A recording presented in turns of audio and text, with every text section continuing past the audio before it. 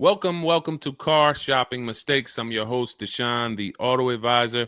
If you are car shopping now, or you will be in the next 3 to 6 months, type me in the comments. Let us know where you're at so that we can make sure that you have the advice you need to make the best car deal you've ever made and not be spending more than 30 minutes in car dealerships. The name of the game with great deals is to not be spending time in dealerships. The more time you're spending in dealerships, the worse deal you're getting. The worst deal you're getting. Valencia, good to see you. Valencia World says she's shopping. If you're shopping now or you will be in the next 3 to 6 months, type me in the comments and let me know. Now, for those of you who are not shopping right now, you still may hang around for the next hour, learn something, because you're going to see a lot of people ask questions that you will ask or you would have when you go start shopping. So what typically happens if you hang out here enough, somebody's going to ask the same question that you would have asked, and you can get your answers that way. So welcome to Truth. Good to see you. Let me hop on over to Instagram and actually pop in over there. And I'll give you guys time to start typing your questions. No questions off limit. I try to do just rapid fire Q&A. So you have questions about leasing, about loans, about, getting the best deal, new cars, pre-owned cars. If you just want to tell me your situation, kind of what your goal is, we can go from there. And that's typically how we run it here. So let's see. I'll give you guys time to start typing. Once we get the first couple questions coming in, Dolan will start to bring them into the show. And we'll go from there. All right, I'm just sharing the show. Shout out to the sharers. And before we even start with the questions, I want to talk about the mistakes that I see people making. Let's really start out with the mistake of this leasing versus buying. I'm so happy that over the last 3 years, who was taught never lease a car? You were taught or you heard never lease a car. I could not be more happy that we have been helping people get their first lease for the last 3 and 4 years.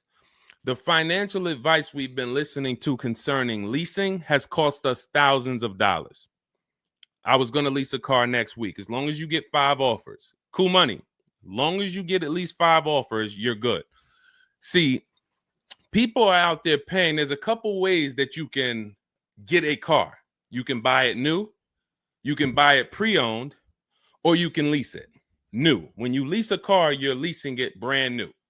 So if you look at the financial parameters, you ask yourself, if I buy a new car, how much will it cost me? Now, I want you to use this rule. Every $5,000 is about how much per month. This is not for the new people. If you're new here, type the number 1. Let me know you're new. You've never been on the show. I don't expect you to have the answer to this question.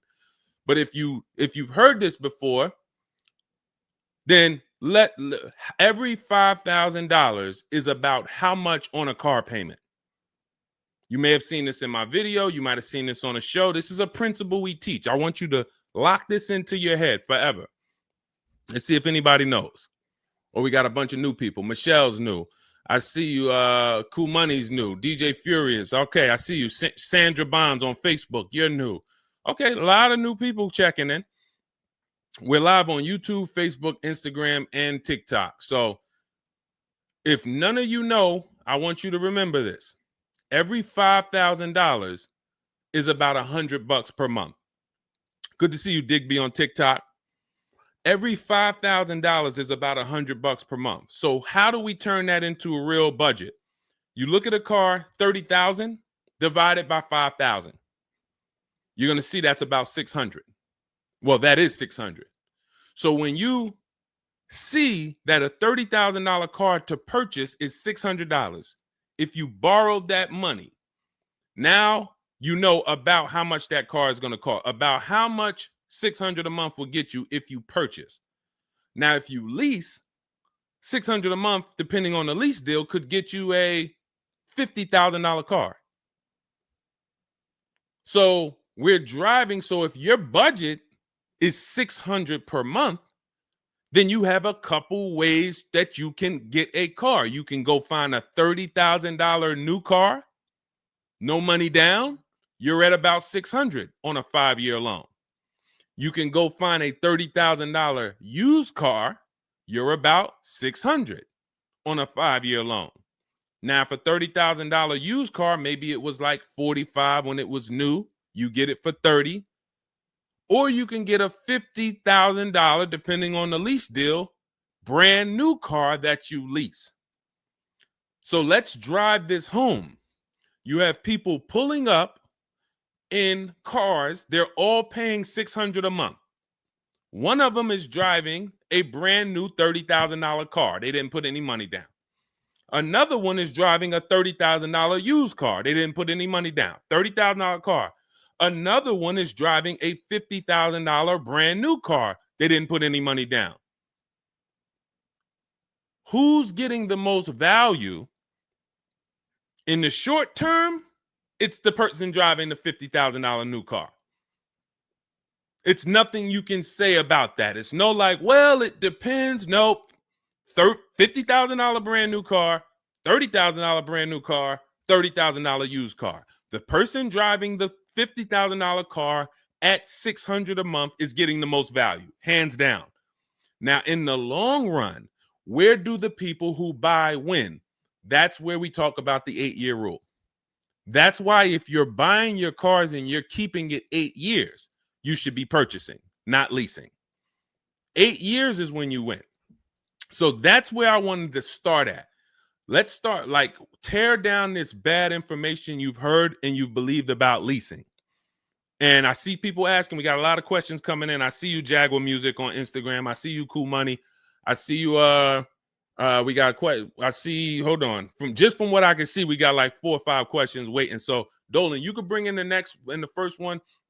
Type your questions in, anything you want to ask. If you want to ask about leasing, I saw someone asked about bad credit. What about if I have bad credit? What about mileage with leasing? Just start typing those questions. We'll bring them all into the show and we'll get to them one by one. Is that true for someone that went into bankruptcy? Okay, so if you came out of bankruptcy, your goal should be to rebuild your credit as quick as possible. Right now, your credit's blank. You come out of bankruptcy, your credit's blank. You have nothing there, and that's a good thing and a bad thing. It's easy for you to build. I've seen people come out of a bankruptcy and literally they have a 700 score in 1 year. They're going to go get credit cards.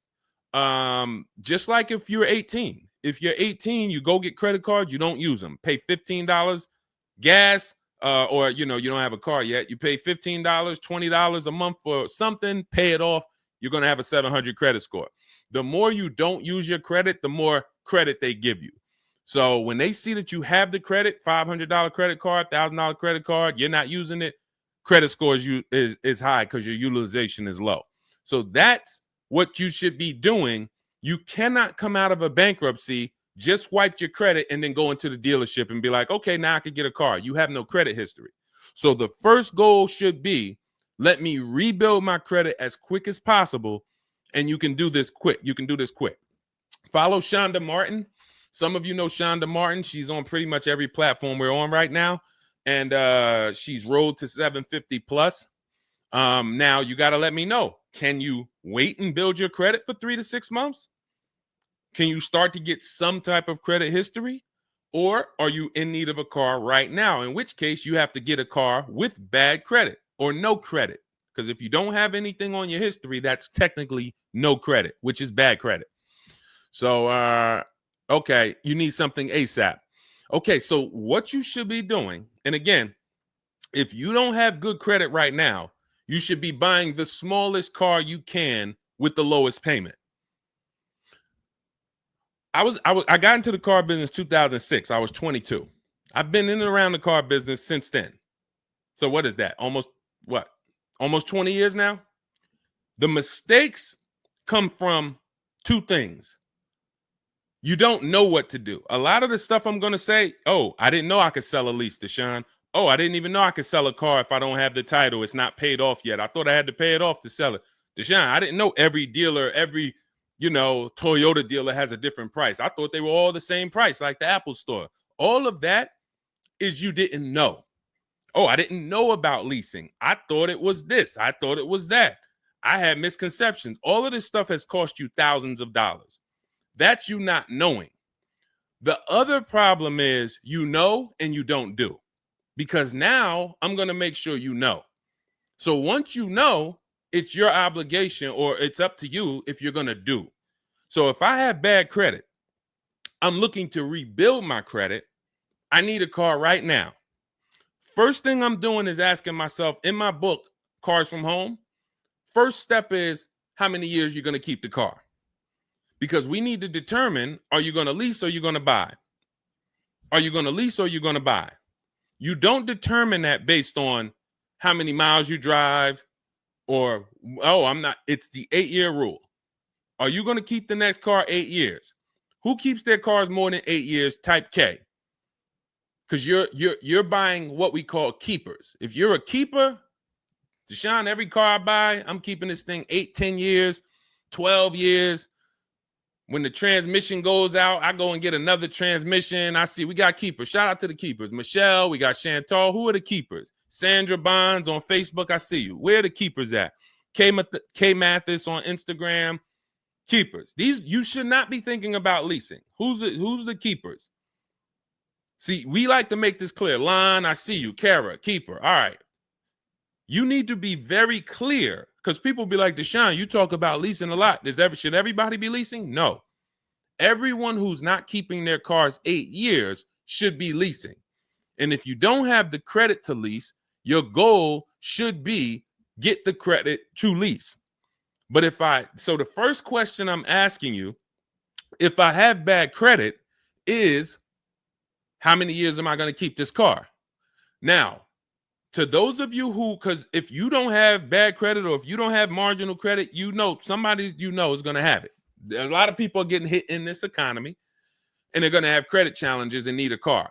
Why is this important? Because let's just say I don't have good credit, but I'm a keeper. That means I'm not thinking about leasing. I'm looking to get a car that I can keep for 8 to 10 years or more, and I don't really have good credit right now. No problem, because the goal is find the best car for the best price, and then I'm going to get a loan, and I'm going to pay more for that loan because my credit is bad. I still need to get a great price on the car.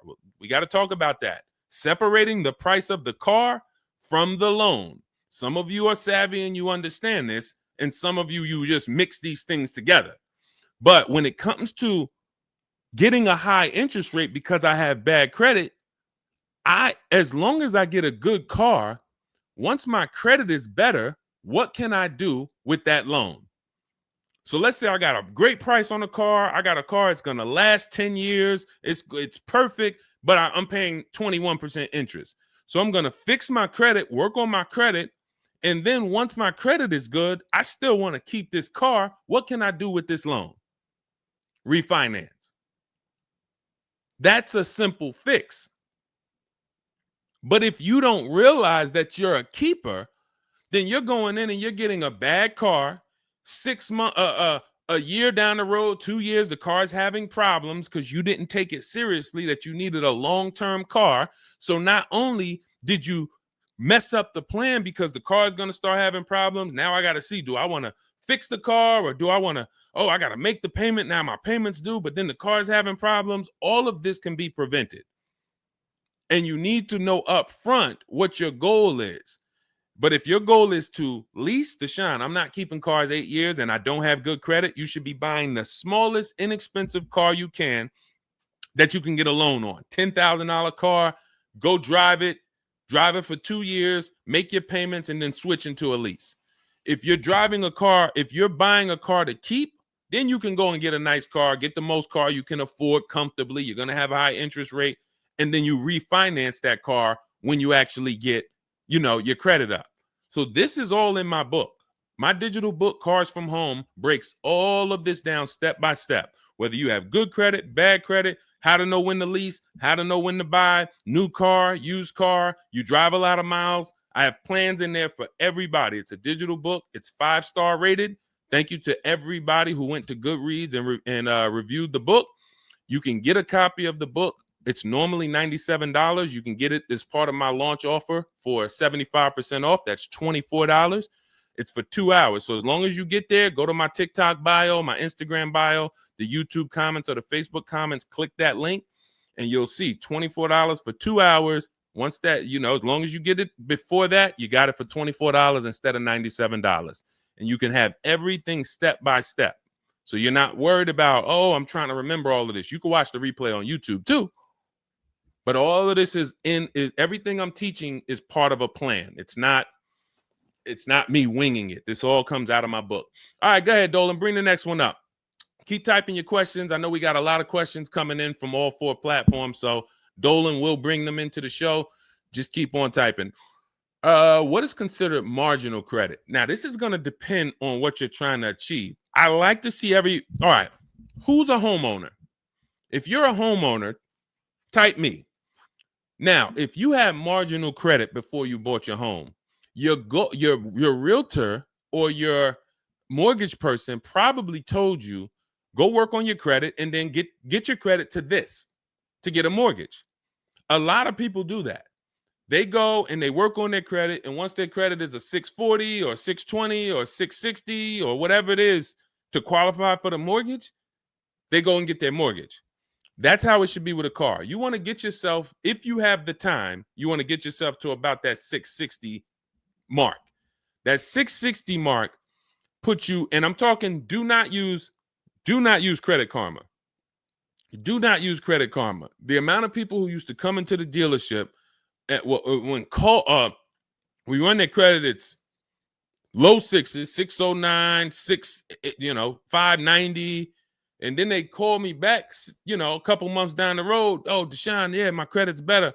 And then we come in and they're like, yeah, I think it's up to about a 660, 680 now. And then we pull it and it's a 620, 630. And that's Credit Karma. Do not put yourself in a position where you're listening to Credit Karma. Pay. You can go to Google and you can type in, get my FICO scores. You want your FICO scores direct from the credit bureau. If you don't subscribe to a thing that gives you it before you go and make a purchase, you want to know what your FICO score is, not what a Credit Karma score is. But if you have the time, you want to try to get your FICO scores all above the 660, 670 mark. That's going to be in that good category. You can qualify for a lot of leases. Now, if you're in the 650, I want you to think about this. I have something I teach called credit and when it comes to profiles, leasing and credit. It's easier to get a loan to buy a car than it is many times to qualify for a lease. If you got a low 600 credit score, a lot of people will approve you. They're just going to approve you at a higher rate, higher interest rate. With a lease, it can work similar. But sometimes when you're in that low 620, 630, it's very tough to get approved. They're not going to take that much risk, but you may have a strong profile. So when you go into this, it's not black and white, guys. It's not like you can say, if my credit score is this, I'm done. What if your credit score is this, but you have a car payment already you've paid on time? When I worked for Mercedes, I worked for Mercedes for 5 years. We'd have people whose whole life was falling apart, but they never missed a payment on their Mercedes, and they get approved all the time. Everything else is falling apart, behind on the home. But if Mercedes sees you pay them, you got approved. So what I say is a current car. That's why those of you, if you're building to get a lease, if you're building to get a better car, pay that car on time that you have now. Because the best thing you can do is have a history of on-time payments on your car. That means a lot to a bank versus missing the car or putting the payments on the back because you thought that somebody told you could do that and it wouldn't affect your credit. A lot of people learn the hard way. Oh, I thought when I put the payment on the back, it didn't show as late. It does. So we again, I'm here to tell you everything from the inside. I've been helping people for years. We have people all around the country. You know, we'll bring a lot of them into the show. Marguerite, Brian, you know, a lot of the people who write in, Sheree. But we have this. I'm telling you from the inside, not from your perspective. I'm not like the public, and it's like, oh, this guy this guy must have really learned about buying cars because he's teaching. No, I'm from the dealerships. And, you know, if I wasn't doing what I was doing for 10 plus years, that was my job in dealerships, working with people, looking at banks, looking at credit reports, sitting there, seeing people turn down, seeing negative equity. So that's where my solutions for you come from inside. And so I would tell you, try to get to that mid sixes mark. And you'll put yourself out of a manipulation zone. You can qualify for a lot more things. All right, I see you, Michelle. I see you. Kim Randall, good to see you. The Savage Mama checking in. Abdul checking in. Good to see you. Go ahead, Dolan. You can bring up the next one. All right. Shout out to Dad. Y'all running the likes up on TikTok. Thank you so much. Thank you to everybody who's double tapping the screen. We appreciate you. Can you talk about putting money down or not when purchasing a car? So important. Listen, this is a good one. This is a good one. I don't know who asked this question, but this is a good one. Can you talk about putting money down or not when purchasing a car? So here's how you want to make sure your down payment never gets taken if you are purchasing a car.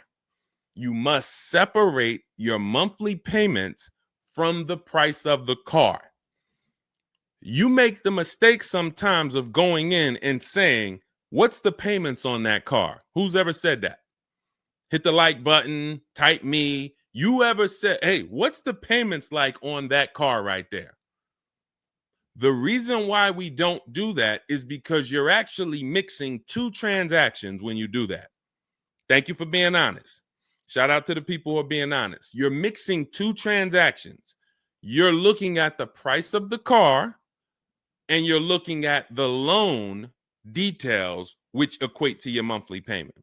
See, if you pay cash for cars, then you understand you don't care about the payments. You go in, you're trying to find out the out the door price.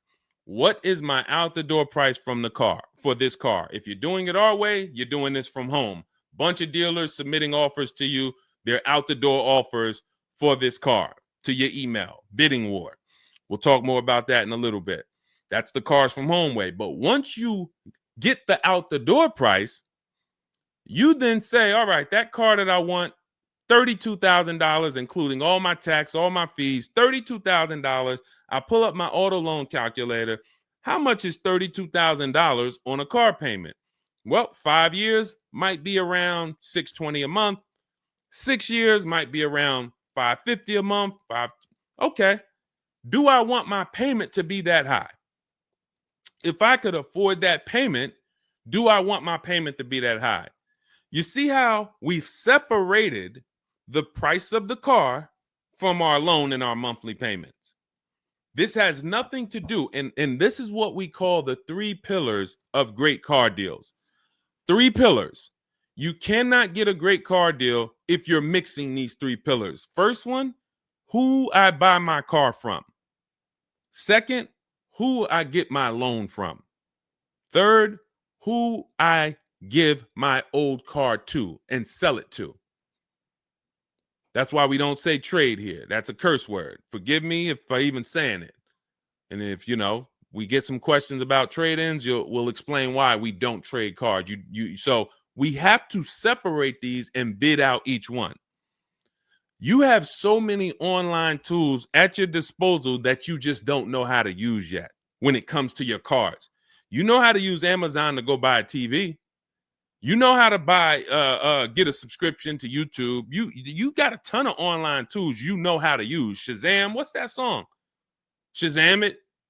But the online tools about car buying, you just don't know how to use them. That's where I come in. Our entire system is showing you websites that do this, tools that do that. And so we can make sure that we're getting the best deal. So the only way you're going to make sure you never lose your down payment is you have to separate the monthly payments from the price of the car. If you go in and say, hey, how much is that payment? The car salesman says, well, how much can you put down? Well, I don't really want to put any money down. Well, all right. If I had to, I guess I could put down like 3, 4 max though. But I'm trying to be at like $600 a month. You're working your loan out with them. That's a loan. And let me tell you how. Let me show you why you can know you shouldn't be mixing these transactions. There's big money in all of them. There's a ton of people who want to sell you a car. There's a ton of people who want to give you a loan. They don't sell cars. Let me say that one again. There's a ton of people who want to give you a loan. They don't sell cars. They want to compete for your loan. That should tell you there's a lot of money in the loan business. Then there's a ton of people who want to buy your car from you. Your car you have now. You're the one you're like, well, I just normally go trade the car in. Well, how many offers are you getting when you trade the car in? Well, I usually just get the one from whatever the dealer says he's going to pay for me. Okay. So there's a ton of people who want to buy that car from you. They don't care about selling you a car, and they don't care about giving you a loan. So when you buy a car from a dealer and you give them your old car on trade-in and you get your loan from them, you just gave them 3 transactions. You did 3 transactions with them in one. Do you see why it's impossible for you to get a great deal doing that? Type $signs if that makes sense. Who's locked in? Because I know sometimes we only got a couple people that be watching. Some people, man, you're cooking dinner and you're like, I hear you, Deshone. You're not gonna save $5,000, $10,000 like my students, and you're cooking dinner and you're just trying to listen in on the side. Look, you're not gonna get this. Look, person got a Kia $439 a month, $35,000 car. Look, save probably $6,000 off the car. Melissa, $12,000 that she got from Carvana. Let me just read something from people who are locked in, so you can, maybe this will inspire you to get locked in. All right, this is Melissa. 4 days of leasing like a boss. That's our system we follow for getting our leases. Started with a Kia Telluride as first choice. Quotes for 36 months, 15,000 miles a year. Ranged from 642 to 653. Went to a Honda Pilot. Ended up getting quotes as choice B from 616 to 713 after contacting every dealer in North Carolina. She did this from home, right from home. She got after contacting every dealer, the dealer I ended up leasing from originally quoted me 719, came back at 616 in 3 days with 0 due at signing. This is on a, where's her car at? I can't see. Hold on, 616. Oh, that one wasn't clear. All right, here, let me read this one. Thanks so much for these resources. I read the entire book last night. Already been underway trying to put my deal together. What a great book. I have my quotes together, and now I'm ready to take the next step with the calculator. Big fan of your channel and the resources. However, when we shop for 12,000 miles per year, do we adjust to 15,000? So these are people who are taking action on a plan. So when you see the plan, there's going to be different results. If you're out here winging your car process, oh, I hope I did this. Oh, shoot, I thought I watched the Instagram video. They told me don't say that. I shouldn't have told them I had a down payment. You're not going to get it. You're not going to save $5,000 or $10,000 on your car payment, on your car transaction accidentally. You don't just slip into that. So lock in and grab this lesson now. I need to separate my transactions. Who I buy my car from is one transaction. I'm going to bid it out. I'm going to give a bunch of people an opportunity to sell me this car. If I'm looking at a used Toyota Camry, I want to see every Toyota Camry within 150 miles, and I'm going to narrow it down, and I'm going to pick the best one, independent of my loan. My loan is a whole nother story, because when I shop for my loan, I'm going to do the bank bidding war where I can have multiple people. I don't even want to mention that without telling you about it, because it's like, whoa, what's the bank bidding war, Deshone? Okay, so you can have multiple banks and credit unions compete for your interest rate in a small period of time, and it's going to weigh on your credit score like one hard inquiry. Like one hard inquiry. Mamba Mentality, I love the name. I love the name. Why can't I do a super chat? I don't know. Yinka, good to see you on Facebook. IB Johnson. On one hard inquiry. So let's just say, and so when you get your loan, how do we know that 5.2% interest rate was the best? How do you know that the 7.1 interest rate was the best if you have no other offers? And what we've been used to is we're just going to go with our bank. We're going to go with our credit union. We're going to go with the dealer's bank. Why? We're going to make these people compete. And when you do this, when you do it this way, you can have people compete in a short period of time and get multiple offers on your loan without it affecting your credit score. But it has to be done in a small window of time. Now, if you Google it, rate shopping, it'll say between 14 days and 45 days. You do it our way, it's going to take you 48 hours. And you don't do this until after you find your car. After you find your car is when you do a hard inquiry. You let these banks and credit unions compete for your loan. And again, you notice I've already found my car. I already got the best price on that car right there at ABC Motors. I got that thing on hold. Don't pick up the car the same day. As much as they're going to ask you, hey, you want to take it home today? You want to take it home today? No. If I take it home today, when do I have time to go shop my interest rates?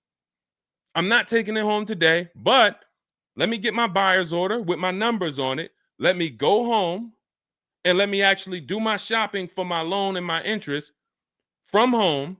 And then if you can actually beat that rate, it's a competition. But because you didn't know that you could let multiple banks do this in a short period of time, you're only going to your bank. You coming back with a 6.49. Well, I guess that's good. What if somebody could get you a 5.49? Do you know how much a difference between a 5.49 and a 6.49 is on a loan? Could be $1,200. This is why we're getting all the money. So again, all of this is in my book, digital book, Cars from Home. You don't have to wait for it to come in the mail.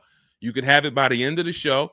It's in my TikTok bio, Instagram bio, Facebook comments, and YouTube comments. Normally $97, but you can get it as part of our welcome offer for $24. As long as you get there before the 2 hours is up, you get it for 75% off.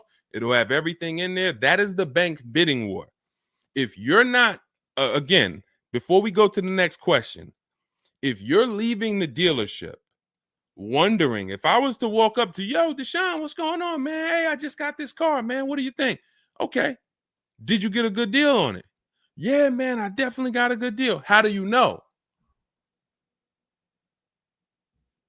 If you're not saying to me, yo, man, you know how many offers I saw? Man, I got about 6 offers on this car from different dealers. This was the best one. Okay, you did good. What about your loan? No, man, listen, my bank competed, credit union competed. The dealership told me none of their banks could beat what my bank gave me. Congratulations, man. You got a great deal. But if you don't have that same confidence, you did not get a great deal. And now you're driving in a $30,000 car, $50,000 car, and you don't have the confidence that you actually didn't leave thousands of dollars in these dealerships. This is crazy. And when you get mad and stop accepting it, you'll listen to what we're telling you to do. If you think you deserve that abuse, then you're going to keep doing the same thing. That's why you got to unlearn. Okay? So separate your transactions. Who I buy my car from, I'm getting multiple offers for. Who I get my loan from, I'm getting multiple offers. Who I sell my old car to, I'm getting multiple offers. And with the internet, I can do all of this right from my house. Right here. All right. That's the Cars from Home way. Let's go, Dolan. All right. Keep typing your questions. I see you, Mamba Mentality. I see Mamba Mentality got a lot of questions. Samante Love, good to see you. Jay Bass, good to see you. Yep, Jay Bass. Separate transactions. Exactly. D So Chill on TikTok, good to see you. Lisa on TikTok, good to see you. Hector Ruiz, thank you, Hector Ruiz. Shout out to the sharers. Shout out to the sharers. I always got to take time to shout out the sharers. We can't do this without you. All right, how can I schedule a consultation with you? Also, does it make sense to lease a pre-owned vehicle? So let me answer the bigger part of the question first. Most leases are going to be brand new. There's only been a few manufacturers that have tried to do a pre-owned lease program. Lexus tried it. BMW's tried it. And there's certain brands that can technically lease a used car. The reason why I don't like it is because it's not enough of a wide stream. It's not enough of a mainstream program to create competition. And if you can't create competition, then you don't know if you're getting a good deal. If you walk in to lease a brand new car and you're walking in and again, we don't do this. We never sit down in a dealership. We're there to test drive only. We're never talking numbers. But if you are doing it the old way, you're going to go in and then you're going to get a bad lease deal presented to you. And they'll say, well, I could lease you this 3-year-old one and it'll save you like $150 a month. How do I know that's a good deal? It might be affordable. And sometimes you confuse affordable with a good deal. It's not a good deal because you could afford it. I want to let that sink in. We confuse, you know how many people I watch get a horrible deal, but they go home and they're like, yo, man, they got me to my payment. Bad credit usually. A lot of people with bad credit will brag about yo, man, you got to go see Joe, man. Why do we need to go see Joe? Man, he got me in a car. Nobody else could. All right, let's look at the numbers. Dag, you're paying 24% interest. You know this is an 8-year loan? You know this is an 8-year loan. Oh, nah. I just, listen, man, Joe, you sending all your friends to Joe. Oh, look, and this car has 70,000 miles on it. You paid 28,000 for it? See, because they got you to a payment you could afford. So you thought, good deal. Now, I go into a Bentley dealership right now. Bentley's $300,000. And they say to me,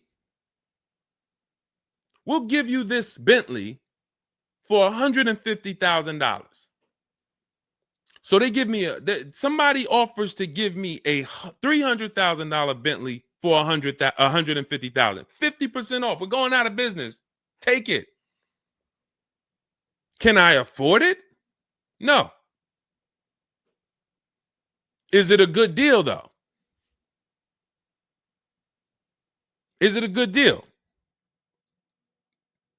$300,000 Bentley, half price, 150 grand. Many people, you don't have that in your budget to go and bring 150,000 dropping on a car. Now, if you want to do a business thing, go buy it for 150, quickly sell it to another dealer for 220. Okay, that's what we would do. But I'm not talking about that. I'm talking about just you alone. Affordability does not equal deal. A deal is a deal whether I could afford the deal or not. And the only way we know a deal is to actually get multiple offers. There's no other way. So I'm going to continue to say it. There is no other way. I've been in the car business since 2006. There is no other way for you to know you got a deal without comparison shopping.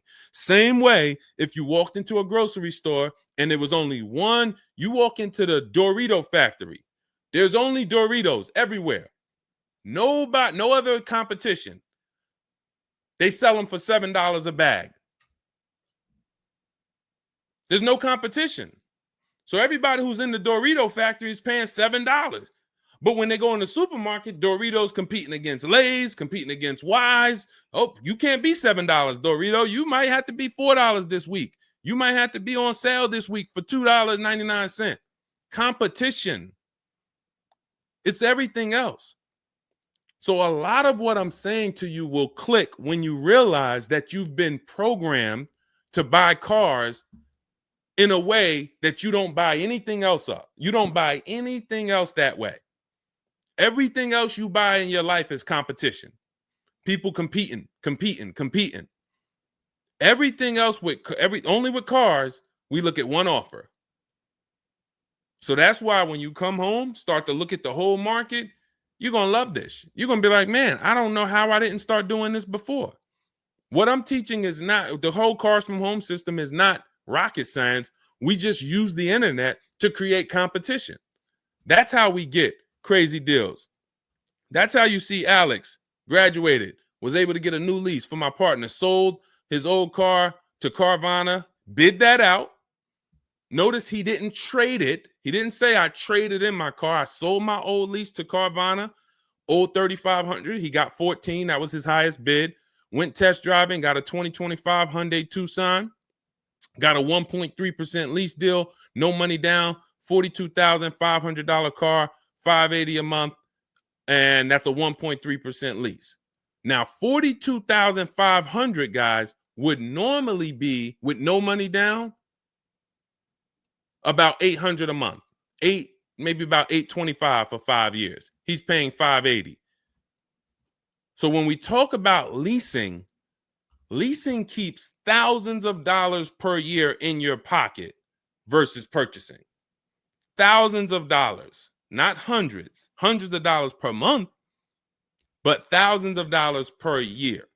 So to answer your last question, I don't do consultations. We have 3 ways we help the public: through my book, through our Shop with Deshone program. A lot of these people that you're seeing me share, they've either got my book or they're in our Shop with Deshone program. Just Ralph, Jen,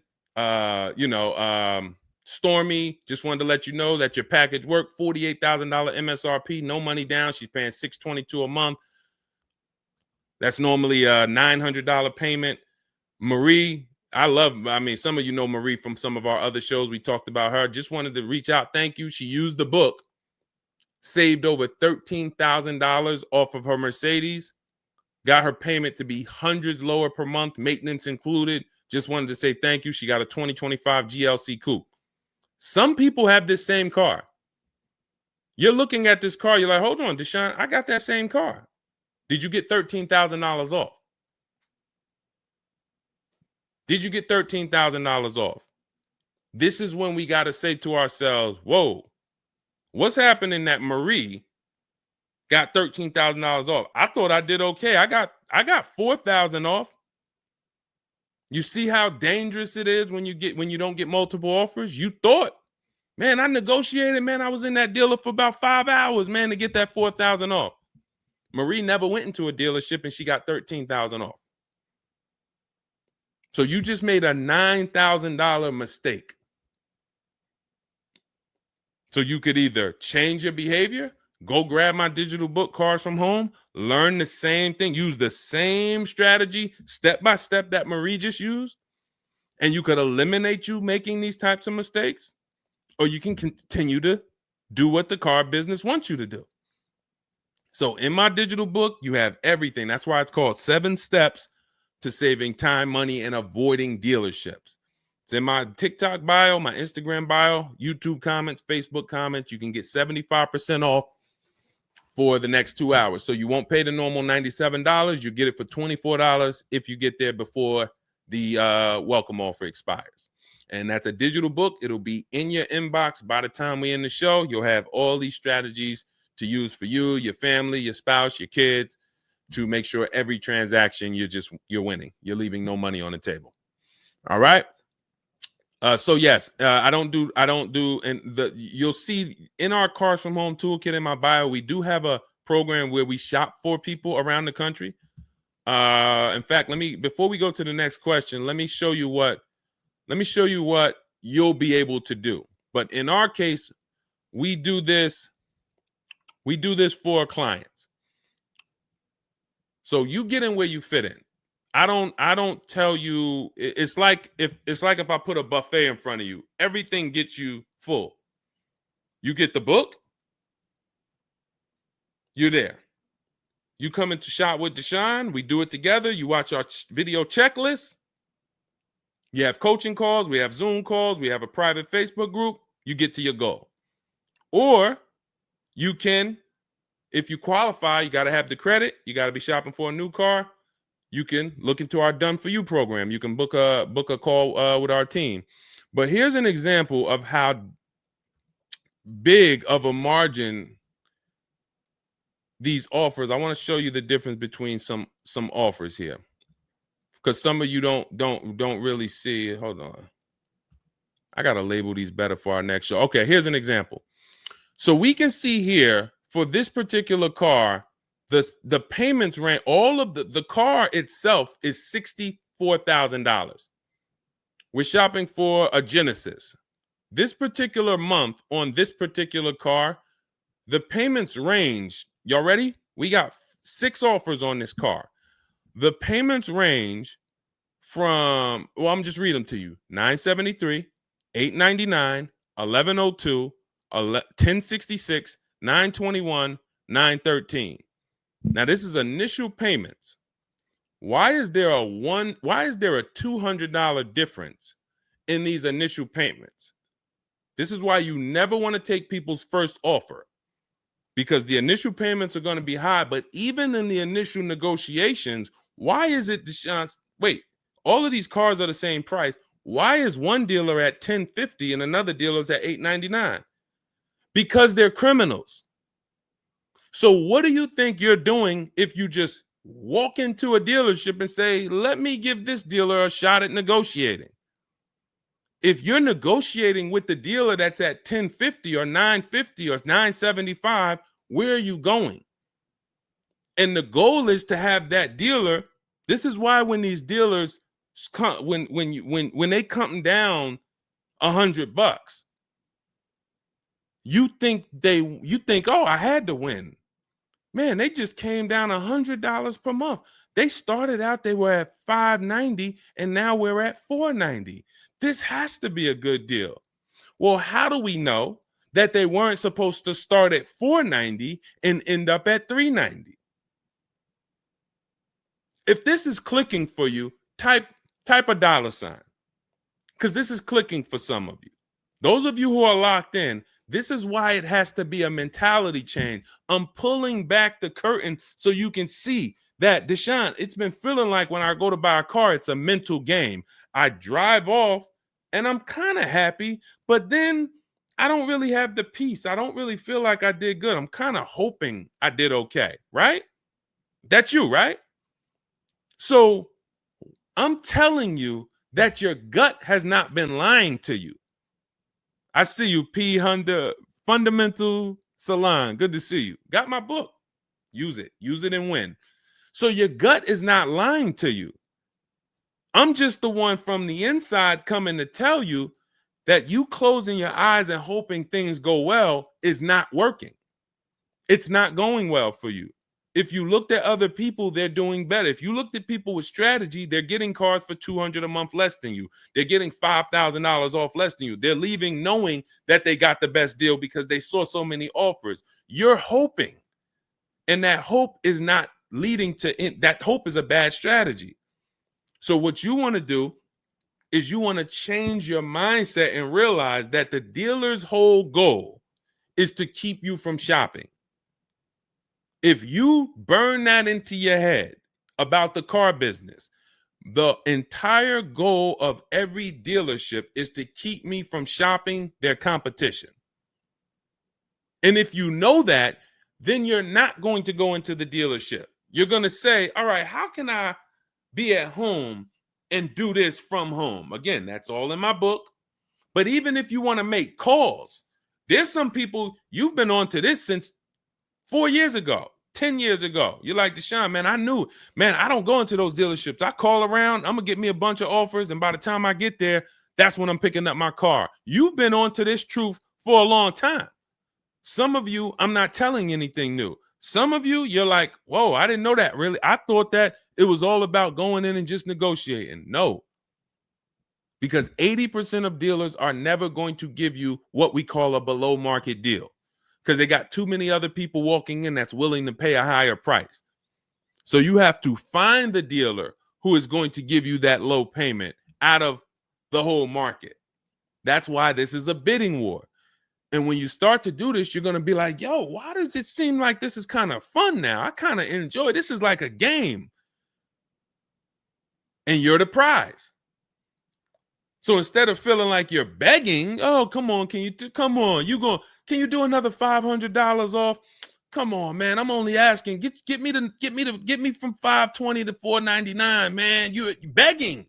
So instead of begging, you got people now competing for you. Whole different story. That's what we want. That's the transformation we want for you today. All right, let's go. Dolan, next question. All right, Fundamental Salon, I see you. I see you, Jay Bass. I see you, Randall Pine Straw. You got the number 3 gifted badge. Thank you. Y'all lighting up the lights on TikTok. Thank you so much, Monica 9300, BKS Aggie, Timothy Garces, Drew Saberton reposted the broadcast. Thank you so much. Shout out to everybody sharing this. What about military personnel? What's the question? Just rewrite that question because I don't know. What's the question? I know what about military personnel. I don't know. Are you asking about military rebates? I don't know. So just kind of give me a full question, and then I'll be able to give you a better answer. Hello, I'm planning on purchasing a 2025 Escalade. Any negotiation between the MSRP and the invoice? Of course. Now, if you walk into a dealer and you say something like that, what is the dealer going to say? So let me ask everybody who's watching. We're live on Facebook, TikTok, Instagram, and YouTube. If this person casually walked into the dealer and said, hey, is there any negotiation between the MSRP and the invoice? What do we think a smart dealer is going to say? Not an honest dealer, a smart one. Thank you, Sassy. No. No. And you know what's crazy? They're going to say it in a way that makes you believe it. So if I put my car salesman hat on and I switched it to kind of for myself, this is what it would sound like. Or is there any negotiation between MSRP and invoice? Not really. On these cars, I mean, we don't even have a lot of them. A lot of people are trying to get them now because the tariffs are about to hit. And even though this is an American-made car, some of these parts, they're produced in Mexico. So there's not, we really like to, a lot of dealers are selling them over MSRP. In 10 seconds, I just took you to, whoa, but can I get MSRP though? See, that's why I'm never training you to go in and negotiate with people that negotiate every day, 3 times a day for the last 10 years. You're just not going to be a match. You might negotiate office furniture. Yo, Deshone, I do office furniture. A car salesman couldn't come in and negotiate with you on office furniture. But you can't go into a car sale and negotiate with car salesmen because, again, the psychology, we just know every question to ask, everything to say. It's a mind. And so some people use it for good and some people use it for evil. And so how do we find out what the discount is on the Escalade? We talk to multiple Cadillac dealers. Now, if you're doing it our way, in my book, I have scripts that I wrote for you. It's all by email. So there's a reason that people can actually go in, use this book, use these scripts, and come out with great deals. This is Trey. Trey got 3 cars using our system. He says, my son was in the market in 2025. He just got a 2025 Blazer. He said, I started sending emails in the wee hours of Tuesday morning. So those are email scripts that I wrote. They're in my book. You have access to them when you get my book. You're using all my scripts. We're not talking. We're not doing any of this by mouth and saying, oh, I got to remember What did Deshone say? Don't, oh, I didn't want to say that. None of that. There's no room to make a mistake. We're just typing, copying, and pasting. He says, emailed 25 to 30 dealerships, got 8 offers, closed the deal in 2 days. 2 days. So some of you, you're like, Deshone, I need a car in like 2 weeks. No problem. Trey got his in 2 days. So once you start this process of engaging with the dealers, you'll get a car in 3-4 days if you're slow, because that's the way it's set up. So he gets a $56,000 car. He closed the lease at $560 a month on this Blazer electric vehicle. $560 a month, first month's payment due at signing. That is a $56,000 car.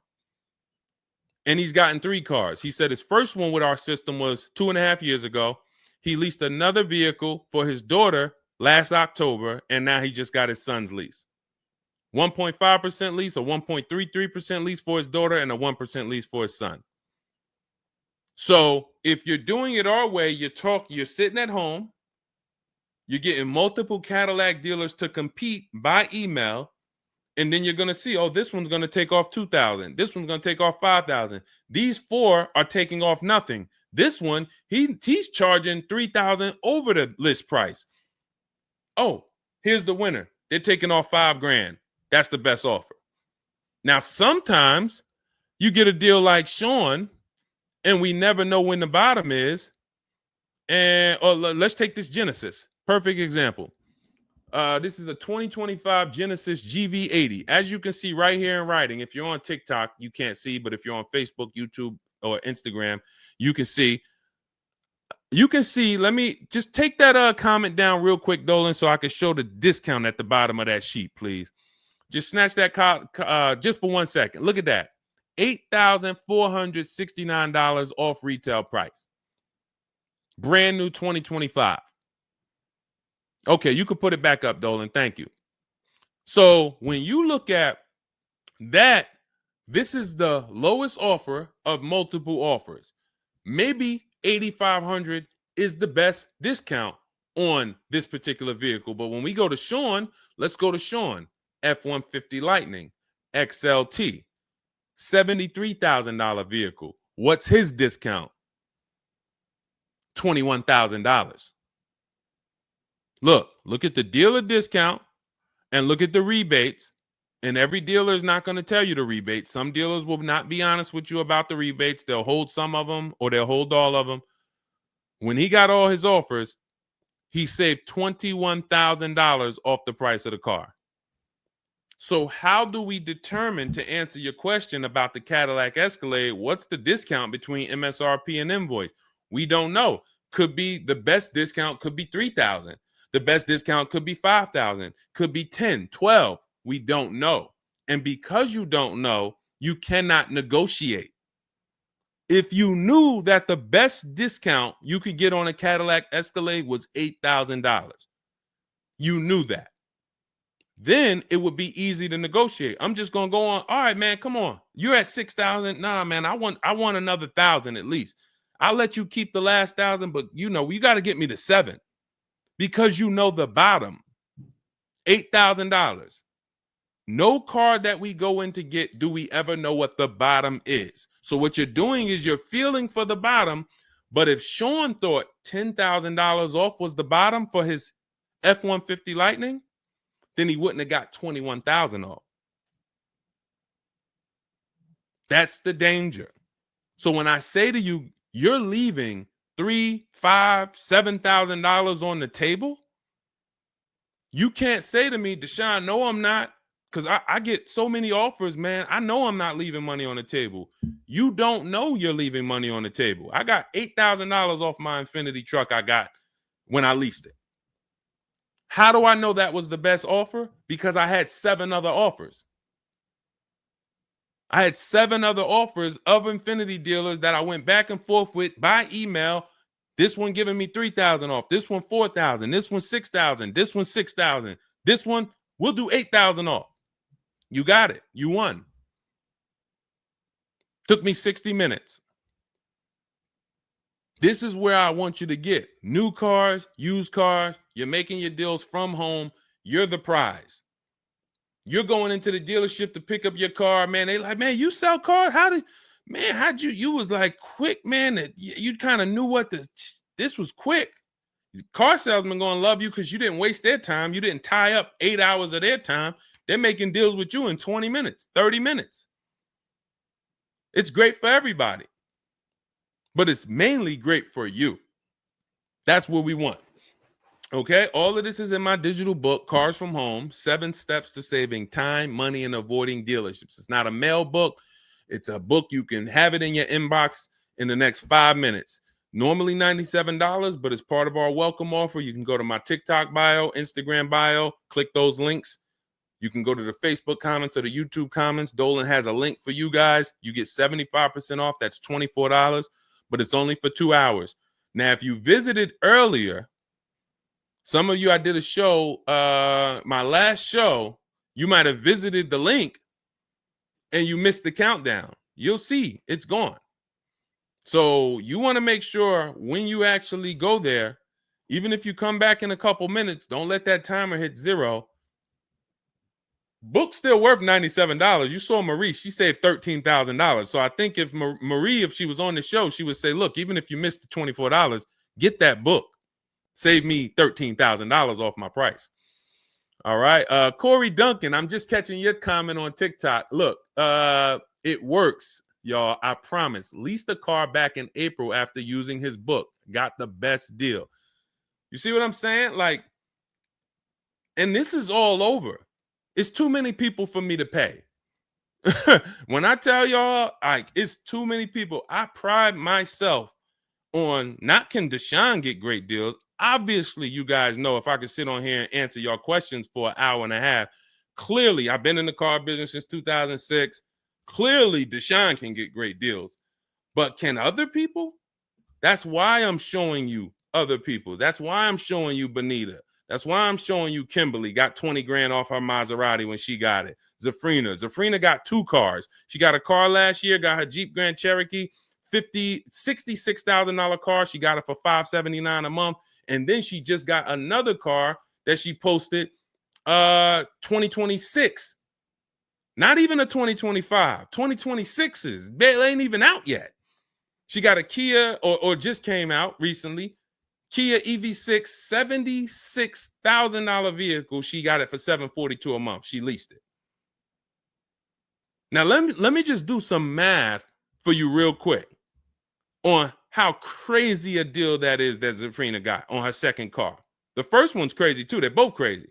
But let me just, here's how we judge a lease.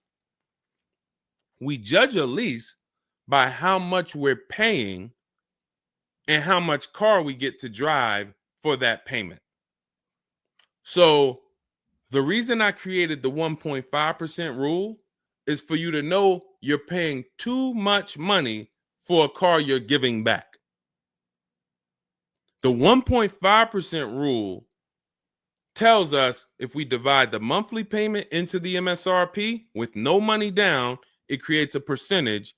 And if that percentage is over 1.5 for 12,000 miles per year, we're paying too much. It's no value there. It's a bad value lease. Let's look at Zafrina's deal that she just got. She's paying $742 a month, and she got a $76,000 car. So let's say, go into our calculator, $742 a month, 36 months. That equals $26,700. That includes taxes, everything. That is how much she's giving them for 3 years to drive this car. $26,700. It's a $76,000 car. You don't have to be a mathematician to know that if you walked into a showroom and you saw a $76,000 car, once taxes and fees and everything were on top, it's over 80 grand. And you could drive that car for 3 years for $26,000 and you give it back to them, we don't have to, we can imagine how much value that is. So that's how we judge a lease. And the more I pay, the more I have to look at, okay, is this a good lease deal? Is it a great lease deal? Is it a steal? Zafrina got a steal. Anything 1% or lower, it's a steal. From 1% to 1.5%, that's a good deal. Well, let's say from 1% to 1.25, great deal, great value. And then from 1.25 to 1.5, good lease deal. So it's good, great, and a steal. Any of those is good. It depends on the vehicle, and it depends on how well you get offers, because different vehicles have different lease programs. But once we get, you don't walk into a dealership and say, hey, get me the 1.25 or get me the one. You don't do that. You got to see what the best offer gets you. But this is where you want to be at. Empowered shopping. Okay. Thanks, Randall. I'm working on my lease deal now from the book. Way to go. Way to go. All right, Dolan, go ahead. Pull up the next one. I'm going to take a sip of water. I see we still got a lot of questions to get to. Let's go.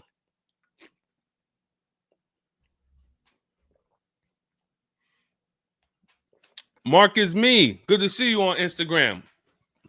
Checking in. All right. Let's go. Does it matter if you email or call a dealership to find out the best price? All right. No. You just got to realize it's going to be different things that come with phone. The reason why. Okay. Who's a good negotiator? All right. Let me put it like this. Who's not a good negotiator? Let's be honest. Who's not a good negotiator?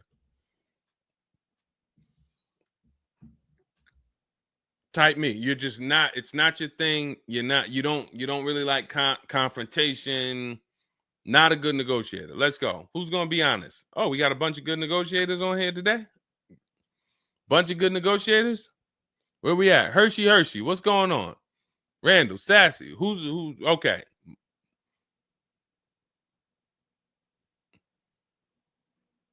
Okay. Couple people that want to be honest. Everyone else is a great negotiator. You need that to get on the phone. In order to get on the phone, you need to be a good negotiator. You need to be quick with your words. You need to be, and that's what's going to happen when you're calling to get deals. Now, if you're calling to get deals, you just need to be able to know exactly what information to give and what information not to give. So let's just say you call in and you're trying to get an offer, and somebody says, "Hey, wait, I need your credit." Okay, are you gonna say, "Well, no, actually, the people who I've been working with, they haven't been asking for credit. Just assume tier 1," or are you gonna, fumble through that? And if you so this is what you're going to get. That's why I say if you're calling, you could try asking for sales managers. But the reason why email far exceeds getting the offers by phone. Now, look, getting the offers by phone is way better than walking in. But if you get the offers by phone, you still have to you have to try to lock down who the good dealer is, because you're not going to really have anything in writing. And that could be a problem.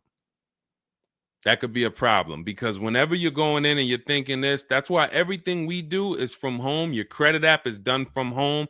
If I'm talking to somebody on the phone and I feel like I done talked to maybe 8 dealers, I got 5 offers, and one guy, Matt over at, that dealership it feel like he's being honest. He's giving me the offer. He told me this is what your payment's going to be. It includes taxes. It includes everything. Or this is what I'll sell you the car for out the door. Okay, I'm doing the credit app online because I want all of that firmed up before I get there.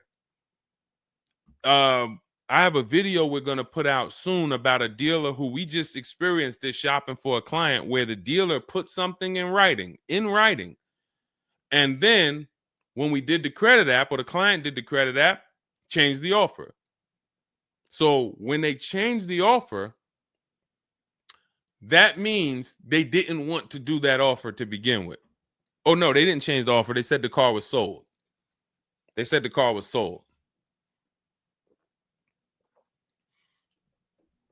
Me knowing what I know that what they wanted to do was tell you one thing and then they wanted you to come in so that you could so they could raise the price on you. This is why we're not going in until we do our credit app online. And when I tell you we are doing everything from home, except the test drive, we are doing everything from home. We're not going in, all right, come on in, let's finalize this. No, we'll come in and pick it up. You can send me the credit application. I will email you my driver's license. I'll email you my insurance card, because when you do this, your deal is solid. If you're going in the dealer to finalize your transaction, the deal is actually not solid. The deal can be changed. And what you'll see sometimes, like in this video we're going to post, is once they find out they can't get you to come in to actually change the price, that's when they're going to start changing the tune.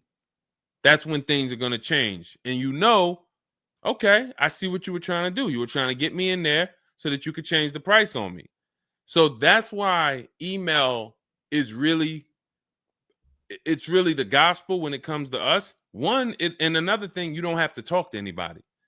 You don't have to remember what you're going to say. What's up, Robert Ishel? You don't have to remember what you're going to say. You don't have to worry about saying the wrong thing. When you're doing this by email, especially when you're using our stuff, if you have my book, my digital book, everything's in there. The scripts are in there.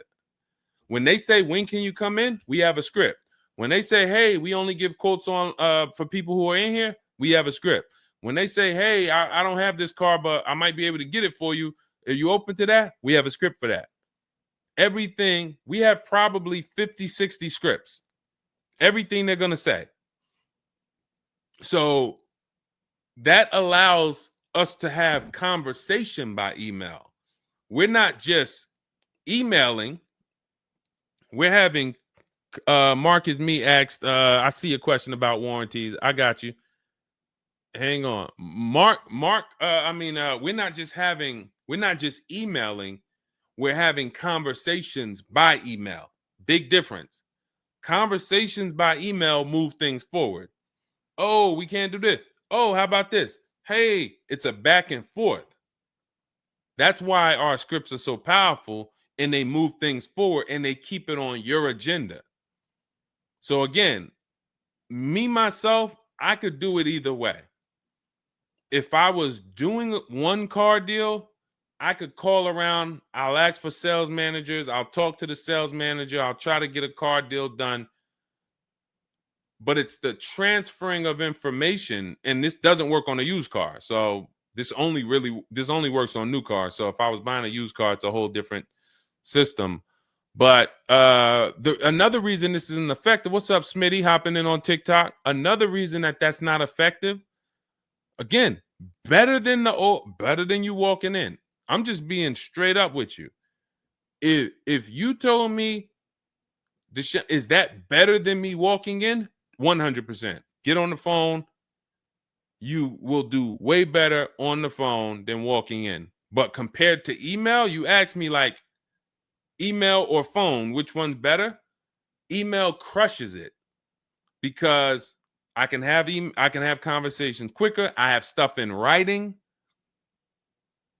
I don't have to worry about not having something in writing, and I show up and I thought that it was this and then it's that, and then it's nothing I need to remember. Yeah, I think that's enough. I think that's enough. So again, in my book is all the scripts. And without you knowing what to say when they say this, then the conversation is going to move slower and you'll be typing everything manually. What should I say to them? All right, what should I say to this? When they say, "Oh, can I have your full address?" Okay.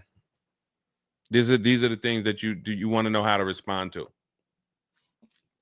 Okay? All of that is in my book. But again, either way is better than walking into the dealerships. Walking into the dealerships is where you're going to lose. All right, go ahead. Next question. Kevin Carroll, Jamie Rodriguez. Good to see you. How do we apply for a soft credit pre-approval? You have to find a bank or a credit union that does it. If your bank or credit union should be the first people you ask, can you get a soft credit pull pre-approval? Because the soft credit pull pre-approval doesn't start the rate clock, doesn't start first of all, the rate clock starts at the hard credit pull, which means your credit bureau, Equifax, Experian, TransUnion, they're looking now and saying, okay, you have a certain period of time where you can do more of these to actually get different rates. But once that period of time closes, we're going to update your credit score. So let's just say you get that hard inquiry, and when it closes, your credit score drops 10 points. Okay. Had you gotten 3, it would have dropped 10 points. In that window, same 10 points. But if you let the window close, then you go and get another hard pull. When the next window closes, it's another 10 points. That's why we don't want to be moving like that. We don't want multiple hard pulls in a spaced out period of time. So you want soft credit pull, and if your bank or credit union doesn't do it, go to Google. Go to Google, type in soft credit pull pre-approvals. Find a bank that does it, because all you want to do is put your budget together. This might not be who you get a loan from. It's just for you to put your budget together. And if you've ever bought a house or you got a mortgage, you'll see, all right, you might pre-approve me for, 4.25 interest rate. And then once I go to get my loan or my mortgage, it might go to 4.3. It might go to 4.6. It doesn't matter. This is just to budget. You need something so that you can know how much you can spend. That's the purpose of the pre-approval. So it's no reason for you to ever give a hard credit pull. You are much better off just using the rule of every 5,000 is about $100 per month. Burn that into your head. Every 5,000 is about $100 per month. So that means when I'm looking at this $30,000 car, that's $600 a month for 5 years. What if I want it to be $500 a month?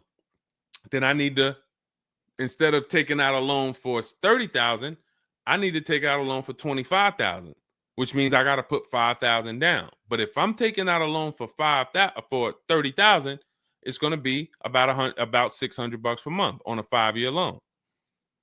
You could go to 6 and it'll drop it a little. For 6, it'll drop it another, But if you don't have that rule of 5,000 in your head, you're too off in your budgeting. You need to have some type of anchor to what this car should cost me. If I'm looking at a $50,000 brand new car, I don't want to be able to, give me the $600 a month on that. Wait, Deshone already told me every 5,000 is $100 per month. How am I looking at a $50,000 car and saying get me the 600 on that? Just divide 50,000 by 500. You're gonna see, oh, that's 1,000. This thing costs 1,000 a month on a 5-year loan. Yes. No money down. Yes. This keeps you from getting in trouble. This keeps you from leaving out the dealership with a 9-year loan. You're at your payment, but your loan is for daggone. It's like if you might not know, it's there's 50-year mortgages. Who would take a 50-year mortgage? Anybody? Anybody volunteering for a 50-year mortgage? Any takers? I didn't think so. No. Why? If you went into a house, $500,000 house, and they said your payment is this for 30 years, but if you take a 50-year mortgage, it drops to this. Nobody on here would be like, okay, yeah, give me the 50-year mortgage. They're available because we've learned that 30 years is the longest you would take a mortgage. And that needs to be 72 months with cars. That's why I tell you 72 months should be the longest you ever consider for a car loan. And if you go in with these parameters, nobody can take advantage of you. All right. All right, let's go. We'll wrap in a car. We're almost done. I say let's go. I see we got maybe one or two more questions. We'll see. For lease, I can only go through the dealership finance department. We'll bring that one in next. I see you. I see you on TikTok. Anita, I see you. What's going on? Warranty extensions worth it? Oh, you mean extended warranties? Okay. Are extended warranties worth it? Depends on the car. If you with warranties, you're asking yourself, what's the odds that things are going to break on this car? And then how expensive are they to fix? And this is why when we get cars, we do something in step 4 of my book. There's a 5-minute process we do. It's a Google check where we check reliability. Every car you look at, you should be typing into Google 2025 this reliability. If you're buying a used car, you should be typing in 2023 Kia K5 reliability. And then you skim those articles. Thank you, Renee Cunningham. You skim those articles, and then you see, what are the third parties saying about this car? Are they saying the reliability is less than normal or less than average? There's tons of people who were in love with a car, and then they do this 5-minute exercise and they see owners are reporting electrical issues with the car, software problems with the car. Owners are complaining about the infotainment system in the car. So this is this is what we call bad DNA. This is not something that when we buy used cars, you'll see in my book and you'll hear me talk about on the show. We screen down used cars with title history, service records, accident history. That's how we make sure it's a quality used car. Title, service records, accident history. But you could put all those things together, and if you got a car with bad DNA, it has electrical problems, none of that will fix it. So, Deshone, I did that whole search you told me, man. I did everything. I narrowed it down. I got a good car. I got the best price. But, man, the car is giving me problems. You skipped step 4. You didn't do that Google search I told you to do, right? No, I didn't, man. I didn't do it, man. I skipped that. That right there, now you got a great deal on a bad car. So the things I'm telling you to do take 5 minutes. Nothing that I have talked about on this stream takes 2 hours or 1 hour or 45 minutes. Shoot, I have my car in 60 minutes. I do the whole process in 60 minutes. So not one thing I have told you takes more than 15 to 20 minutes at a time. So this is a 5-minute exercise concerning this question somebody asks, are extended warranties worth it? So extended warranties cannot fix a car with bad DNA. You want to skip that. So once you find out, okay, I got a car. For example, there's certain Nissans, when you pull them up, you do you're going to type in the year, the make, the model, longevity. Going back to the keepers. Everybody who answered earlier, they're a keeper. You buy your cars, you keep them more than 8 years, type K for keeper. You don't lease. I don't want you thinking about leasing. But if you're keeping, you need to think about warranties. Just like people who lease don't need to think about warranties for the most part, unless they're a high mileage driver, they're getting a high mileage lease, they're not thinking about warranties. So if you're a keeper, you're thinking about warranty, which means you need to look at longevity. There are certain cars you're going to type in, do this exercise, type in the year, make, model, and the word longevity to Google, and you're going to see this car, owners report transmission problems between 90 and 110,000 miles. There's nothing you can do to change that car's DNA. Nothing. So yes, you can get one with good service records, good accident history, good title history. Nothing you can do to change the fact that that car has transmission problems from 90 to 110,000 miles. So once you do that exercise, that quick 5-minute check, then we can look at what's the cost of repairs on this car? Is it a Mercedes where when something breaks, it's $2,000? If it's a Mercedes and something breaks, and you can keep typing your questions. If you have a question on TikTok, nothing's off limits. So we got time for a few more questions, but you got to type them in for us to bring them into the show. So are we, once you know what cars, like give you an example, you got a Honda, you got certain cars, they're very inexpensive. Something breaks on the car, the parts are cheap, inexpensive. These are the cars where you don't need extended warranties as much as you need a car when you look at a car that has high cost of repairs. So what should you be typing in for the car you want? Cost of repairs. If you're looking at a Volvo XC90, Volvo XC90 repair cost. Where does it fall? You're probably going to land on an article that shows you the rankings of cars repair costs. If you see that Volvo and Cadillac and Mercedes and all Range Rover, Land Rover, they're up here, then you need an extended warranty. Because when one thing breaks, if you got a $3,500 warranty, it might pay for the whole warranty. One thing. But if you're looking at a car and it's very low, Mazda or Honda or Toyota or very low cost of repair, then maybe you save the $3,000 and you don't get an extended warranty. You just put that money to the side.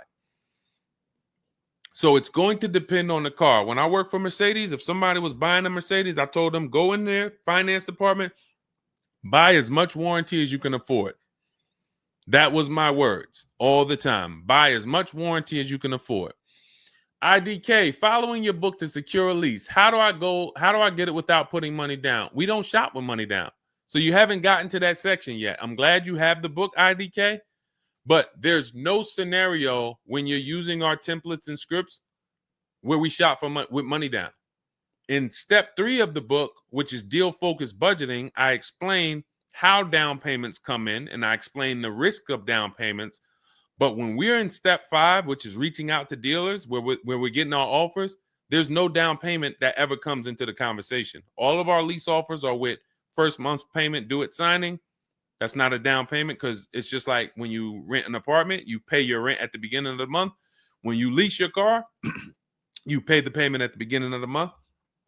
And that's it. That's not a down payment. That's your first month's payment. But no, all you do is just follow the book. There's no again, and stay on the steps. Here's what I want to drive home when it comes to this book. And I see we had somebody, Linda March, on Instagram. I see you. Grab Linda March's question, please, on Instagram, Dolan. Do not read this like this is some seminar. There's 2 types of people who use the Cars from Home stuff. All of our stuff is made to be like you having a conversation with me. If you jumped on the phone with me and you said, Deshone, this is what I want. What's my first step? I would give it to you and then you go do it.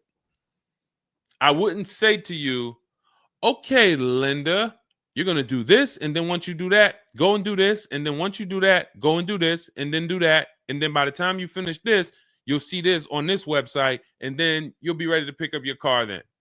How would that go for you? Carrie Ann, Gifted Hands Cash, good to see you on Facebook. Well, how would that go for you? You would be like overwhelmed, confused, messing up. That's the way it is when you get my digital book, Cars from Home, and you read it straight through. What you're seeing all the steps.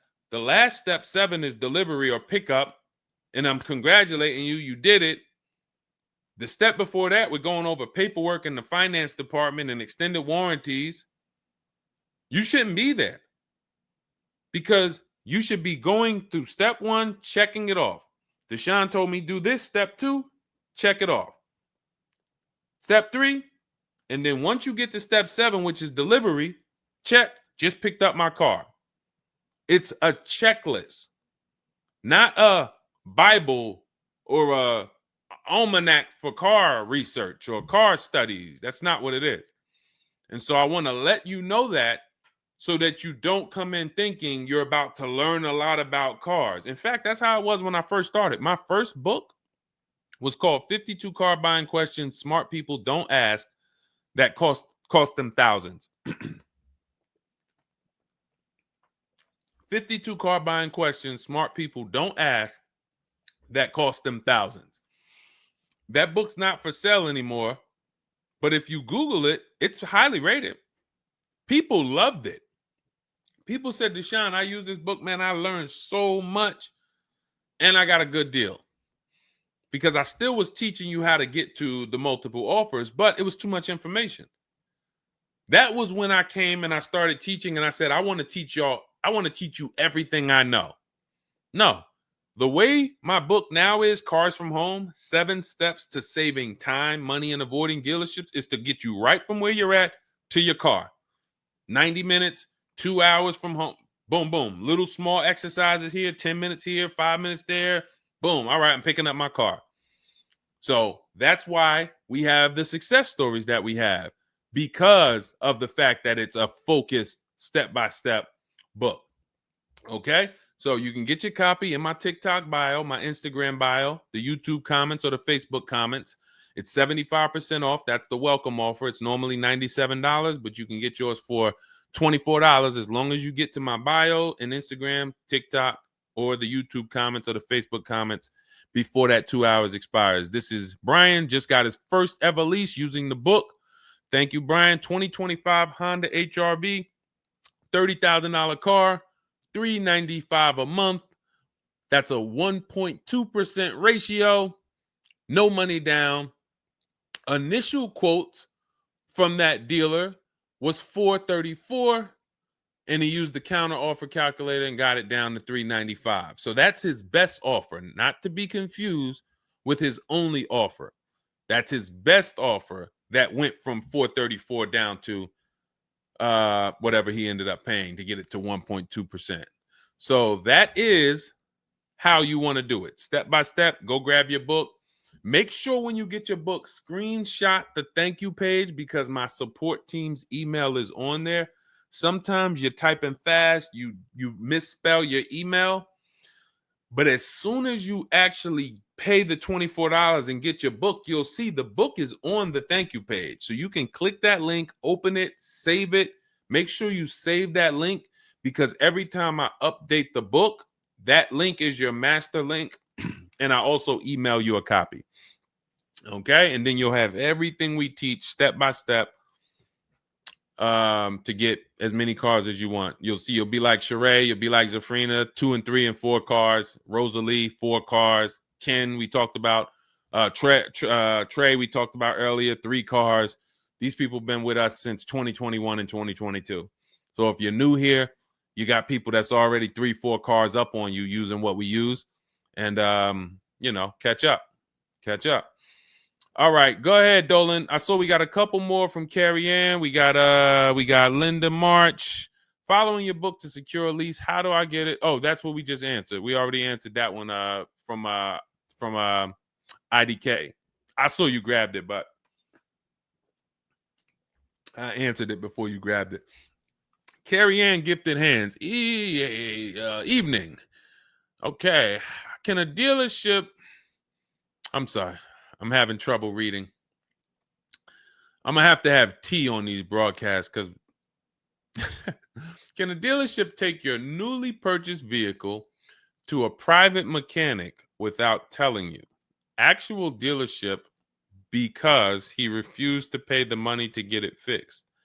Can a dealership take your newly purchased car? So if they're taking it to a private mechanic, then it most likely does not have a manufacturer warranty, because if it had a manufacturer warranty, for example, Kia has a 10-year manufacturer warranty, bumper-to-bumper warranty. I think it's 10-year bumper-to-bumper. But when the manufacturer puts a warranty on a car, dealerships don't really want to take it anywhere, because the manufacturer is covering the cost. They're covering the cost of the parts. They're paying the dealership for the labor. So it sounds to me like you got a pre-owned car and it was newly purchased to you, but it doesn't have a warranty. So they may have offered you some form of warranty. Maybe they put something in writing, and whenever you buy a car, you should have something in writing on the buyer's order. This is why we have a whole step in my book for paperwork and protection. That's step 6, because you need to have certain things in writing before you actually take delivery or pick up. But it sounds like they probably had an in-house warranty, like, hey, if you come back, you got 30 days or 3,000 miles, or you got 90 days, and if anything goes wrong, just come on, bring it back. And now you brought it back because you had an issue, and they're looking and saying, well, our guys can't fix the issue, or we don't want to pay our guys to fix it. We're going to pay, this guy over here, and he's going to fix it. He can do that because there's nothing in writing that says he can't do that. And she said, correct. Ask me how I know. I swear, the reason why I invite you into my world, guys, is because everything that you think is complex is totally normal for us. That's a crazy situation for you. I can tell you exactly what's going on because I've seen this situation for the last 20 years. So when you're coming into our world, it's like, wow, this guy really knows. I see why he can kind of keep me calm, because this stuff is calm for me.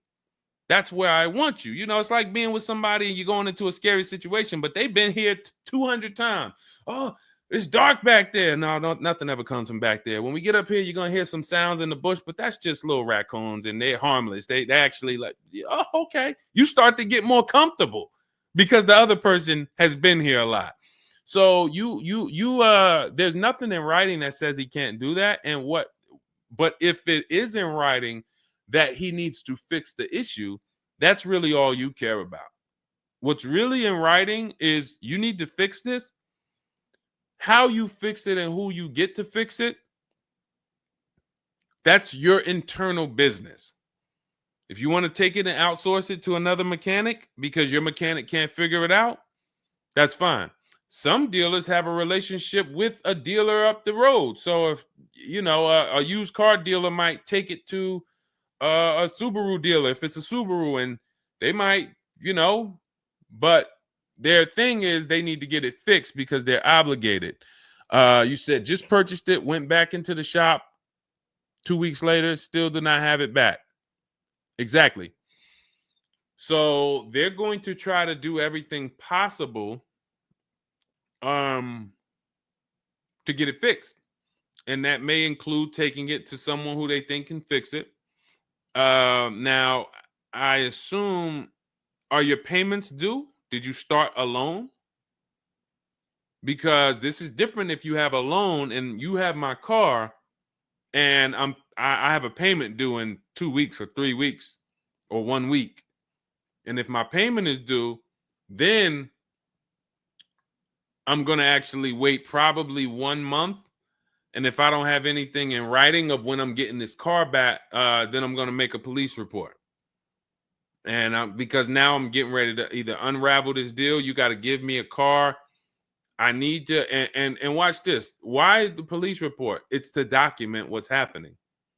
First of all, people don't like to see police pull up to their, it's leased. It's a brand new car.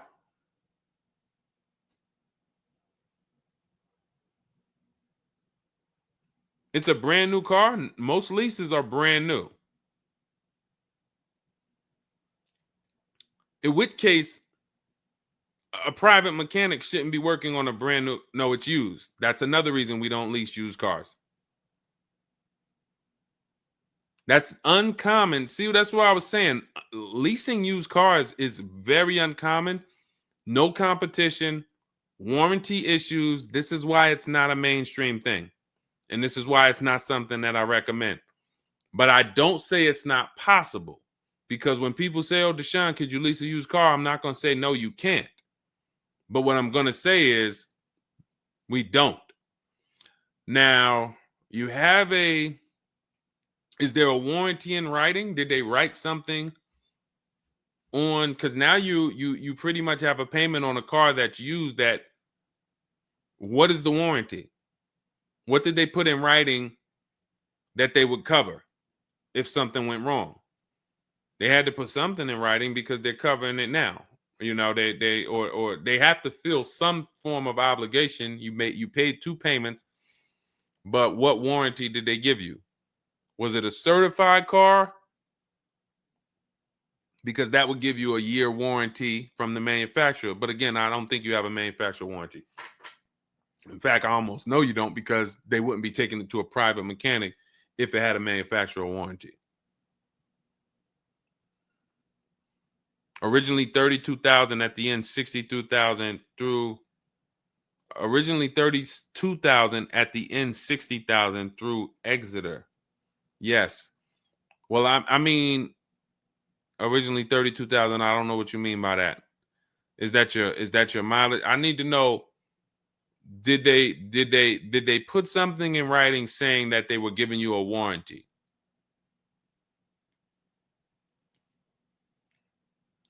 We'll try to work through this,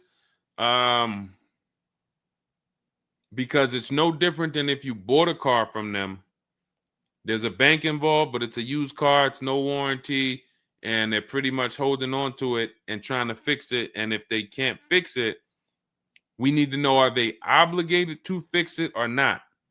If there's nothing in writing saying, hey, you have this time where you can bring it back and we'll fix it, then that's gonna be that's gonna be hell for you. So we really don't want that. So, but I can't tell you how to approach this without knowing what is in writing.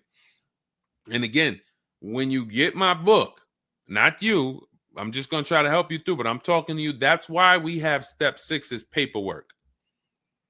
Because when you're sitting there looking at a bunch of paperwork and they're telling you to sign it, okay, sign this now. All right, this is your motor vehicle stuff. This is your okay, do you want this?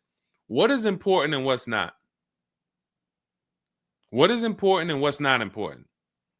Out of all of this stuff, there may be 1-2 words on here that I need to know. I need to look at that buyer's order, and I need every used car, every single used car. I need to know what the warranty is when I drive off. Is it as is? That means when I drive off, it's on you. If the axle falls out on the highway 5 miles from here, you just signed an as-is deal. Buyer beware, it's on you. Is it 30 days, 1,000 miles? Who's going to do the work? Is it from the manufacturer? Is it from this dealership? Where can I go and use this at? You got to come back here. Do I have to go? Is this a nationwide warranty? I need to know what is covered on this paperwork so that I don't end up in a situation that we're trying to get out of right now. The warranty is through portfolio protection.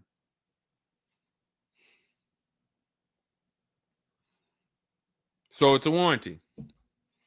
May not be a good one, but it's a warranty.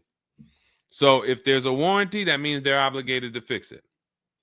And if they're taking too long to fix it, and I have a payment, did they put you in a loaner car? Are you driving now? What are you driving now? If I bought a car with a warranty and then it had problems, I dropped it back off to the dealership and they had it for 2 weeks, and I have payments I'm still making on it, I just got it and it's in the shop, I'm not going to let that car stay in the shop more than 30 days with no car. I'm in a loaner. Okay, so you got to just chill out. You got to just chill out. Hopefully the loaner is as nice as the car you got. And if the car and if that's the case, then you just chill out. It's not a mainstream program you're in. It's like a black market program. That's the best way I could describe it. These companies that lease used cars, it's a black market kind of behind. It's not a mainstream thing.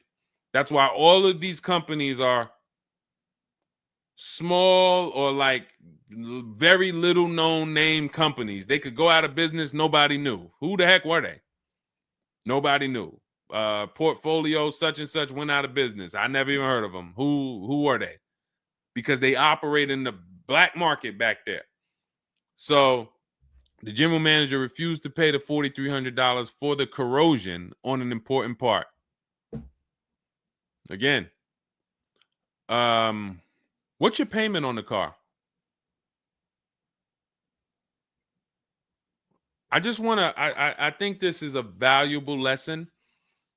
They've had my van since from June 19th. Oh, they've had the van for that long?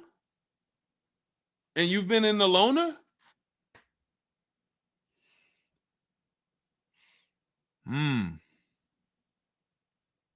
Holy crap. All right, what do I do from you? What's your payment on the car?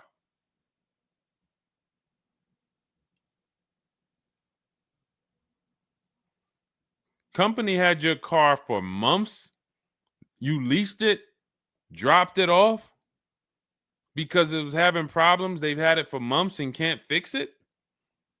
And you're paying $775 a month. What kind of vehicle is this? What kind of vehicle is this that we're paying $775 a month for?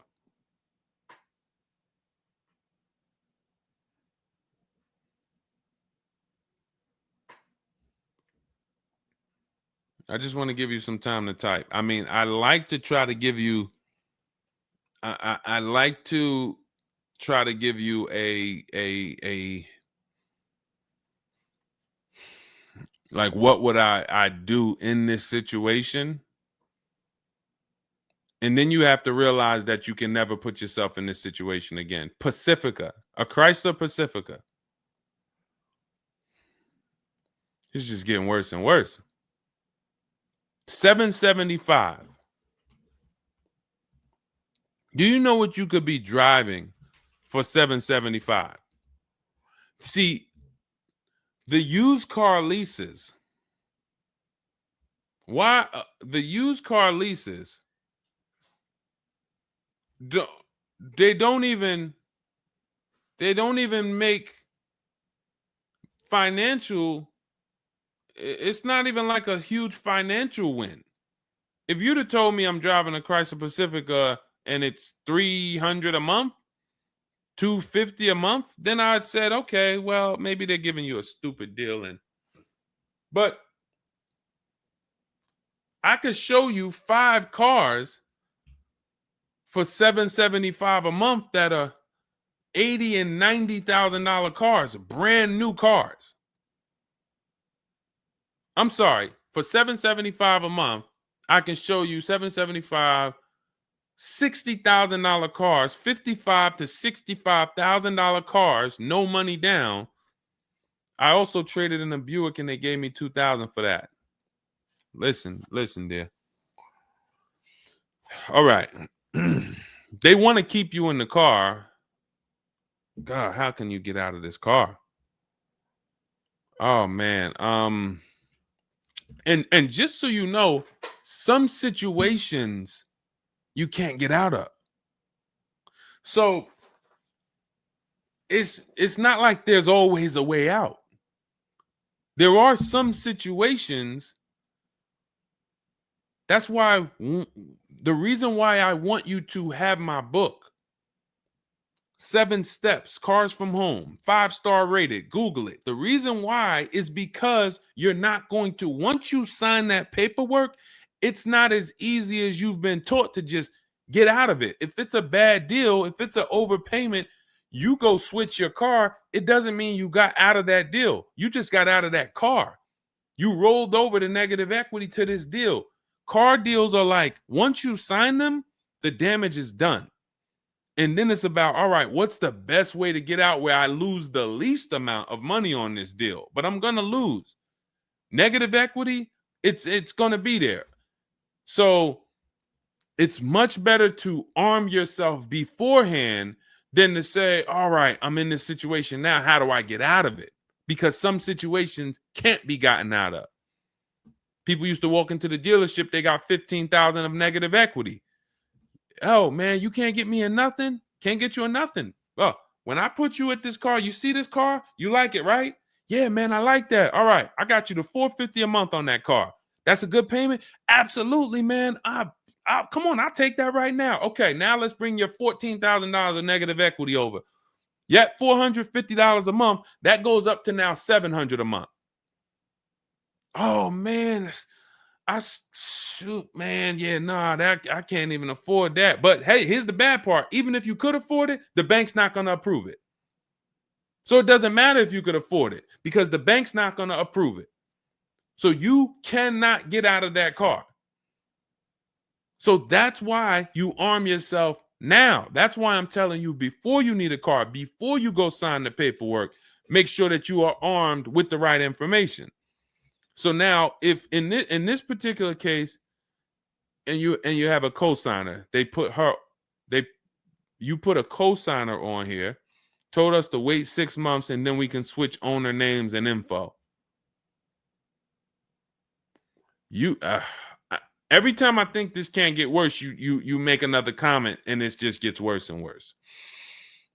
They called me in yesterday to pick it up, and the same problems were present.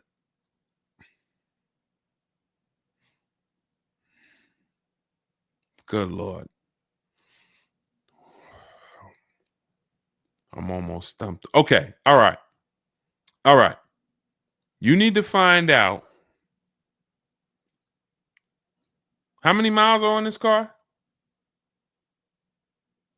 How many miles are on this car? This is not a good situation. So that's why it's harder. And what I'm about to tell you, it might not even work. You may just be stuck in it. I'm trying to see if we can slice it any way possible to give you some form of solution. But if they keep giving you the car back, same issues, 60,000 miles on the car.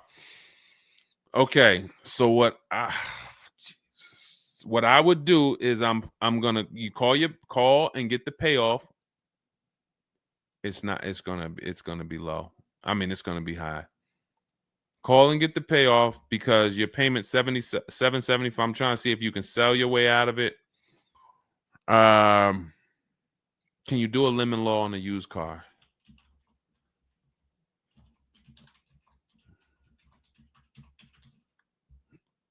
Let's see. Yes, some states have lemon laws that cover used cars, but the specifics vary by state. What state are you in? If they can't fix the same issue, but it's an aftermarket warranty.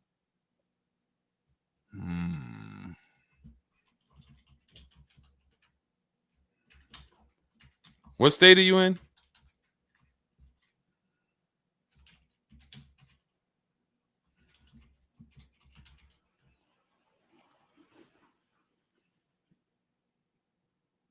Maryland. Let me see. On a used car, Maryland. In Maryland, the lemon law primarily focuses on new cars or lease cars. Nope, that's not going to work.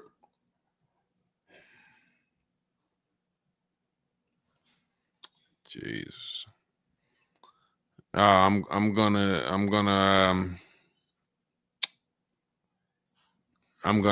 be real with you. You could shoot me an email. I don't know if you can get out of this. You know, a contract is binding. You signed a contract. And let me tell you this. I don't know if you can get out of this without losing. You could just stop paying the car, have a repo on your credit. A lot of people will do that. I'm going to drop this car off, take your car back, voluntary repo, credits tore up. Not a good solution. It's going to cripple you from moving forward with cars. It's going to make it hard for you to get your next car. And then when you get a car, it's going to make that deal is going to be bad. Geez, how long is the lease? So this is just for those of you who are just joining us. We have this young lady got she leased a used car. Don't do this. And again, I'd like you to email me. Maybe I'll think of something that will come up as a solution. But you know, I trust you're gonna learn from this. It sucks. It's a horrible situation, and it's evidence of how bad certain bad structures can be. Because and again, I know some of you who've joined me for a long time, you may be used to, well, Deshone has a solution for everything. Not everything. There's times where you are too buried, and the only thing that will heal the wounds is time. That's the only thing. The deal is done. You have to pay down the deal. And then in a year, 2 years, you might be able you might be able to make a move. But you have to suck it up, bite the bullet, and we might be able to lean on them to get the car fixed. 78 payments. How? You said you leased it. This is a loan then. This isn't a lease then. 78 payments. You're in an 80-month loan on a Chrysler Pacifica paying $775 a month. It's not a lease, that's a loan, and it's 8 years that it's 7 years. 7-year loan.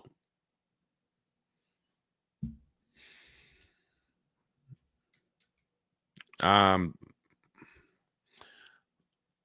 mean, this is why I do what I do.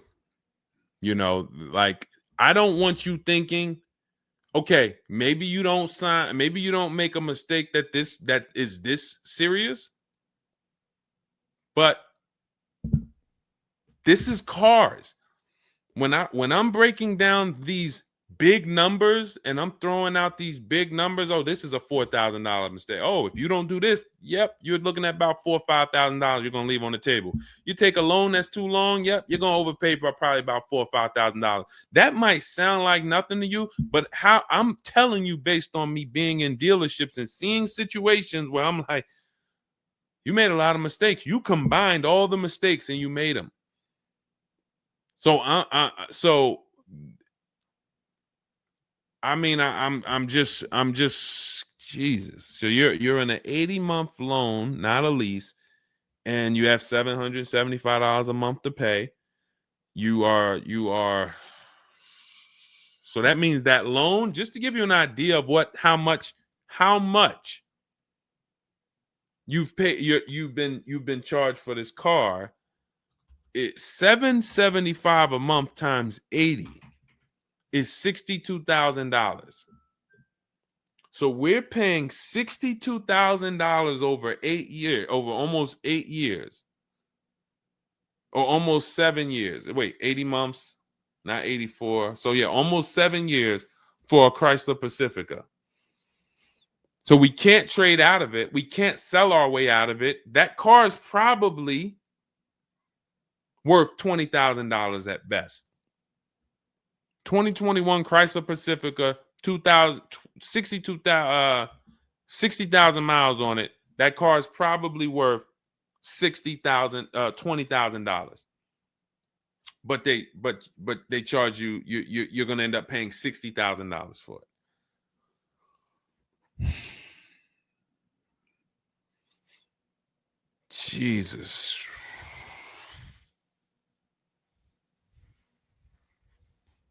Most people will let the car go. Most people will let the car go. I don't. If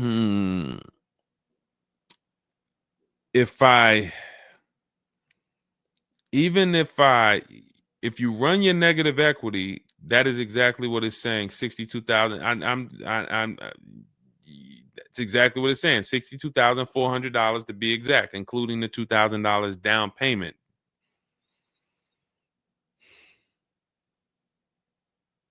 What's the name of this company that you did business with? My friend will not let that fly. That is one of the worst car transactions that I've ever seen anyone in.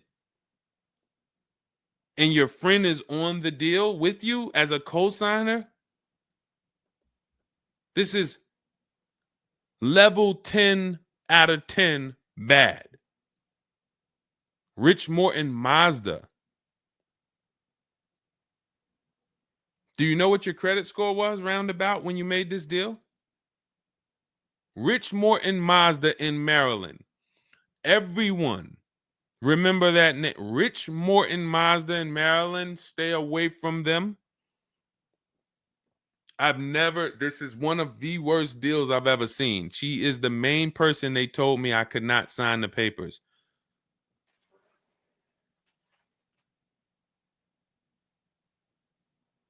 Oh. We wouldn't be friends anymore. Now, here's the truth. Nobody pulled the wool over anybody's eyes. We looked at these numbers. She didn't say to you, wait, these numbers look crazy. I'm not signing them. You're not getting this car. Both of you went in there and signed these deals. So let's I'm not even going to say she's the friend, but nobody's going to say, well, y'all tied me up and held a gun to my head and made me sign those numbers, and y'all didn't even read those numbers to me. So, but, jeez,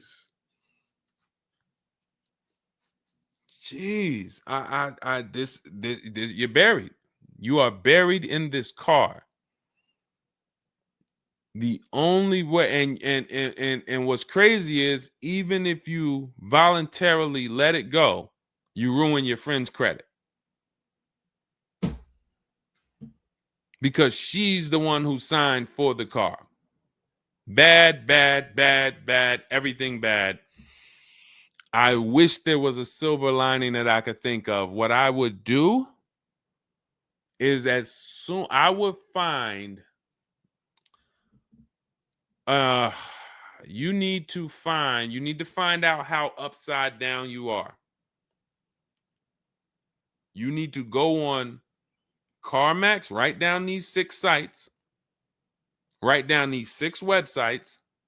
You need to go on CarMax, Driveway,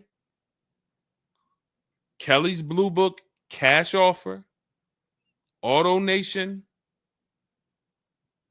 Carvana, Car Gurus, Cash Offer. And you need to see what that car is worth. Let's say they say the highest offer is $25,000. $25,000. The total of your payments is not what you owe. That's what you would have paid after 7 years. You need to call the bank and you need to get the payoff. That is what you do tomorrow morning. You go on those websites tonight or today. You find out what this Chrysler Pacifica is worth. And then you call the bank tomorrow or the next or whenever, and you get the payoff. And you need to know what that gap is. If that gap is $25,000, then I am trying to get out of that car, and it might not be this year. It might not be this year, but I need to right now. I would go into an electric car lease where I could get, like, there are certain electric cars, and if I was shopping them, I would choose a bunch of them that were 50. I mean, I got a couple people who've gotten Like Val, she just got her electric vehicles. Some of these electric vehicles people are saving. This is a 1.16, but even going back to Zafrina's first deal, she got an electric car and she probably got like close to 17 grand off the car. Milligan, I always use Milligan because she got one of the biggest discounts ever using what we use. It's an electric car, but she got, where's Milligan? I got to label these better, Dolan. Remind me I got to label these better because I cannot just cycle through these. Sean got 20 grand off. The reason why you need a car that when you shop your deals, you need like $30,000 off the price of the car. And because right now you're paying a high payment and the car is worth nowhere near what you're paying. So as you pay $775 every month, you're paying it towards an asset that is worth nowhere near what you're paying. You also need to find out if you have gap insurance. So I'm going to give you those 2 homework assignments. And then the next time we're live, you jump on the show and you tell us what you did. Those 2 homework. Find out if you have gap insurance. And then you need to get your payoff and go on those websites and get the cash offers and find out what the gap is. Because if the gap is $25,000, then what I'm doing is I'm shopping. If you listen, you get, if before I tell you to get the book so that you can shop a bunch of different electric cars from home, you need to get $25,000 off the price of some electric car. While they still got the rebate, while they still got the incentives, those incentives are going to go away. When do the electric car incentives go away? Let's see. Hold on.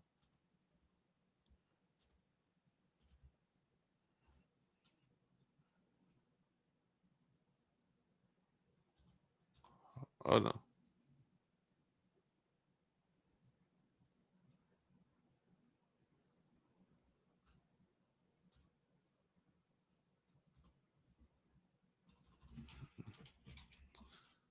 When do EV incentives? I'm going to tell you, you're probably going to see, we're not talking about tax credits. You're probably going to see huge electric vehicle incentives for the extended future because they're still building them and not many people want them right now. So you need to get like $25,000 off the price of some car or more. Like I said, with Milligan, she got she got almost 27,000 off. And then you would roll that over into a new car and you would lease it. And your payment's going to be high, but you're going to be in a good car. So if you lease a car and you end up with after you knock off that 25, 30, $30,000, and I would be just shopping multiple electric vehicle leases using our system. Again, at this point, you're either going to listen to me or you're not. So, I mean, I'm just going to assume you are. And you would just run multiple electric cars through our 25-to-5 system and see, all right, how much could I get off that one? Oh, they're saving me 15 grand. Nah, that's not enough. All right, let me go pick this Kia SUV. All right, how much can I get off that? Oh, 17 grand. Nope, nah, that's not enough. Oh, let me pick this one. Oh, they're giving me 22 off. All right, that's better. Let me see if I switch this car over to that, how much they would give me. And you're trying to get out of that car, but you cannot bring all of that negative equity over unless you already knock down this new car by $20,000 or $25,000 because the bank is not going to approve it. So you need something that you can save that kind of money off of and then come over to a lease and then, all right, forget about lowering your payment right now. You could lower your payment right now. You need to get out of that car into a better car for the same payment or similar payment. You're not lowering your payment. Only way you're going to lower your payment is to get rid of the car, ruin your friend's credit. But once you do that exercise, let me know where the gap is. Next time you see me live, jump on. Hey, Deshone, I did it. The gap is like $22,000, or the gap is $30,000. If the gap's 30, then we got to see what we do there. But the long-term plan is I need to get out of this and I need to get into an electric vehicle that I can lease for 3 years so that I can bury all that negative equity into this car.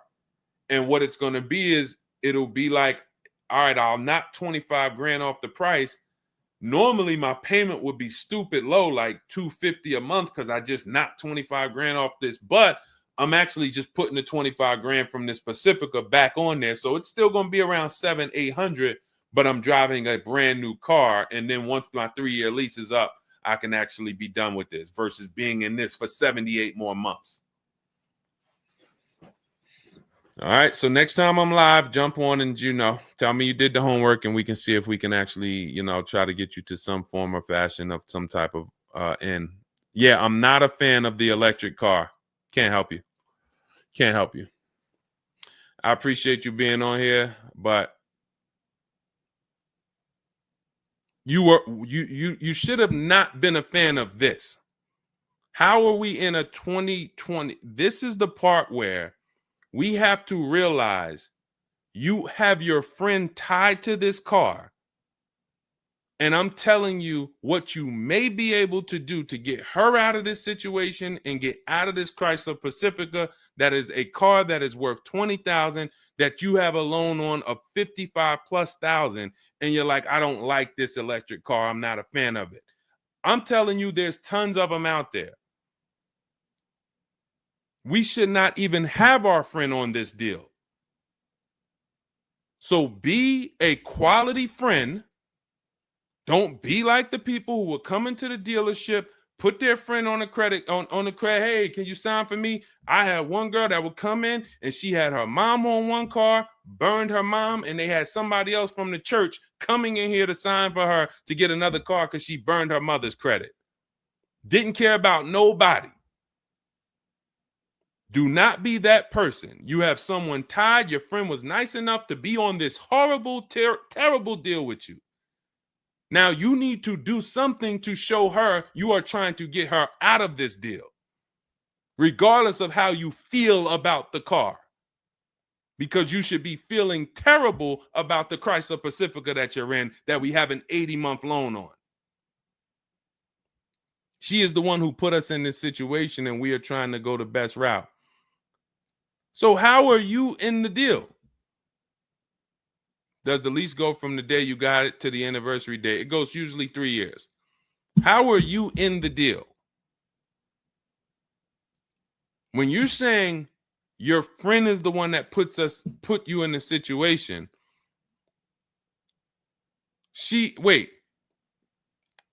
in one breath you're saying, believe it or not, she's the one who encouraged me to get it. And then in another breath, you're saying she's the one who put me in the deal, who put us in this situation.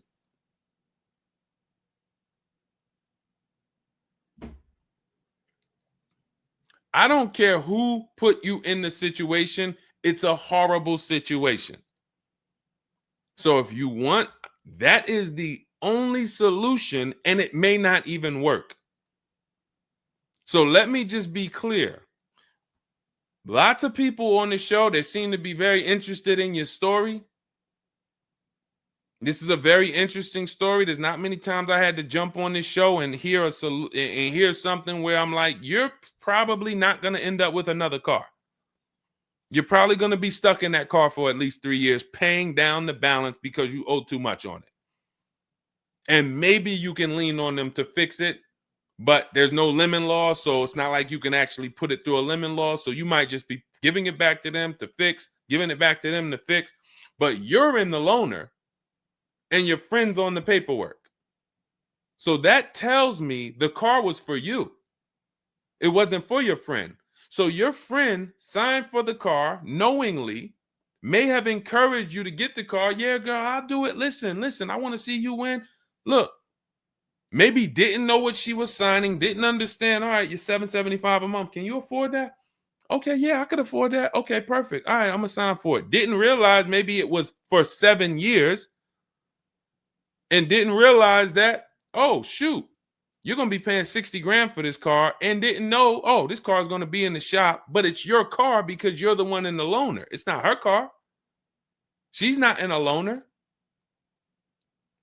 So there's only one potential solution where you could even think about getting out of this car, because no one can get you out of a car that you're $30,000 buried in.